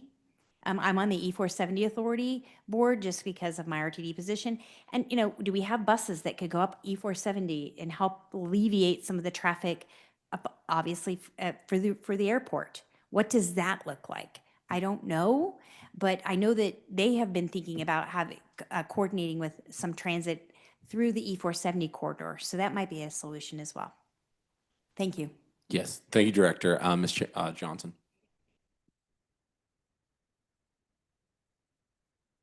Thank you. Thank you guys for the comments and the suggestions. They haven't fallen upon deaf ears. We know there's opportunity. So a couple of things that I will just share really quickly. We have met with E470. When the new executive director came on, we talked about partnership. Mr. Summers was in that meeting with me as well. And we have leveraged different ideas around what we can do better. So I just wanted to share that. Quite naturally with Sundance as well. It's going to take all of us, right? And we do know they were asking for suggestions, and I offered up some relative to hotels and having shuttles and things of the like. One thing I do want to share with all of you as well, that I'm involved with Ready, Set, Go, and basically that's looking at all these different major events. I will qualify those as major because we're talking about LA 28. We're talking about FIFA being in 6 American cities and what might be happening when you're talking about going to Congress. That's already in the works relative to ensuring that potentially that there's monies readily available as we look at hosting high-profile events for various reasons here in the United States that bring, additional revenues and things of the like. So I wanted to put that out there as well and let you all know that we're open to ensuring that we're not failing. We don't want to fail. And just by virtue of the construct of our network, we're not resting on our laurels, using that as an excuse. I hear you loudly and clearly when we talk about frequency, but the whole aspect about frequency as well is still the power aspect. Because if you have like 4-car consists and you have another 4-car consist behind, if we had all the rail cars, we still have the power and signalization that's needed as we move forward. So we can look at that. And to the point that Vice Chair O'Keefe raised, yes, we can leverage a consultant and look at what might be better for us as we move forward. Not that I know everything, but I guarantee you they're going to come in here and talk about the limitations that we have as we move forward with our network and whether it's good, bad, or different. That is something that's critically important. The one thing I'll end with, as relates to federal regulations, not trying to hide behind that because there is a way in which we can do it. Basically instituted the Dodger Express when I worked at LA Metro. What we did came out of Denver Union Station. It stopped down the street at a corner because basically anybody else could board. So it's not a privatized charter service. So it's not going to be direct because it has to be available to the public. And so there's ways in which that can be done if in fact that's the direction in which we're going, but also to the point about all these different entities. And I heard Director Pagliari, as he talked about being involved with planning relative to the National Women's Soccer League Stadium and things of the like. Plans are still working quite naturally. We're going to be at the table. We're having discussions around where we're going to be. A lot of these things are proposed. So I just wanted to share that in this public forum, that we're not sitting idly by. We are engaged as it relates to where we are. There are suggestions put forward about critical task forces that are needed relative to like Sundance, for instance. And quite naturally, that was selected, having worked with John Terry when he reached out, talking about they were going for the bid. We talked about how they could get from the airport quite naturally to Boulder, and all of those elements were critical factors. So thank you all very much for engaging on this topic. You have partners in us as staff, and we understand what it's like. All of us have been out. We go to various venues, and I am a transit customer as well and understand the pain points. Some of you that have been on the board know that I was stranded on the in-line and missed a very important panel I was supposed to participate in. So when I'm speaking from a place of knowing because I've been impacted as well, and we want to do our best. We're working within the confines of what we've been dealt, but that doesn't mean that there's not room for improvement. So that's where it comes to having difficult conversations about what we might need to do to increase the throughput relative to where we are and how the system was constructed. So thank you very much, Mr. Chair, for the privilege of indulging in this topic. Thank you very much, Mr. Johnson. Any other directors? Oh, Secretary Nicholson. I was patient. 4 days from now, the CU Buffs will play, I believe it's Iowa State, at 1:30 p.m. Up in Boulder. We run 15-minute service on the FF, which means you get about, let's say, 60, 70 people per bus, probably a little higher if everybody's packing in. So we're carrying somewhere on the order of 280, 300 people over that hour for a game for a stadium that can seat 30, 40,000, I think. 50,000, he would know. Not a CU person, but, you know, football. 52,000 people. How much extra service, supplemental service, will we be running on the FF on Saturday to take people up to the Buffaloes game, and how much extra service will we be running? Because I know a lot of people who they've tried to ride the bus up to the game, and it has been completely packed when they've tried to get on at Westminster or literally, you know, Broomfield, any of those. So I'm going to put you on a number here because it's 4 days away. How much extra service are we running? Mr. Chair, thank you very much, Secretary Nicholson. Traditionally, we would not be running additional service as it relates to a college football game. We have 15-minute headways. We're running in mixed flow use traffic. I'm being very forthright with you because I've taken the FF1 to go see USC play the Buffs, right? And I go to the games, and this one saw me one Saturday morning as I was going to the game. So recognizing where we sit currently, I'm telling you from a historical perspective, what might we be doing? It's 1:30, 15-minute headways are very good for mixed use traffic flow relative to what we're delivering and what we're carrying. We can assess that, but I would yield the floor to our COO. But I was just letting you know from a vantage point, there's a lot of different activities throughout the region. And as we talk about what may be a high priority, it is balancing out the level of service that we have from our obligation vantage point relative to delivering core public transit services. Joe. Yeah, I don't have anything to add to that. All right. Well, I just wanted to again say thank you very much, directors, for your questions, comments, and concerns. Thank you very much, staff, for your presentation. Out of all the comments, I concur with Director Chandler. We're really good at getting people there. I get the most complaints about getting people back, and I understand, you know, it's a power issue when it comes to the light rail. I'm just gonna be frank, and this is no longer me as a chair. This is me as a customer. I'm waiting for the E line, and I see that W line pass. And well, I mean, no one, I can't, you know, and no one's using it. I'm just going to tell you anecdotally, and I know there's the service coming to it, but something just just something creative that we have to think about, because as stated before, you could win them as lifelong customers or you can lose them. And it's these special event services where we can succeed with this. And so we got to figure out something to do. Does it have an extra bus bridges? I don't know what it is. I'm not a transit expert in that, but we have to find out some kind of solution that when people get there and leave, they have an enjoyable experience, because they will recommend that to everyone they know. So with that being said, are there any other matters? Okay, seeing none, motion to adjourn. So moved. Have a good night. We're adjourned 8:41.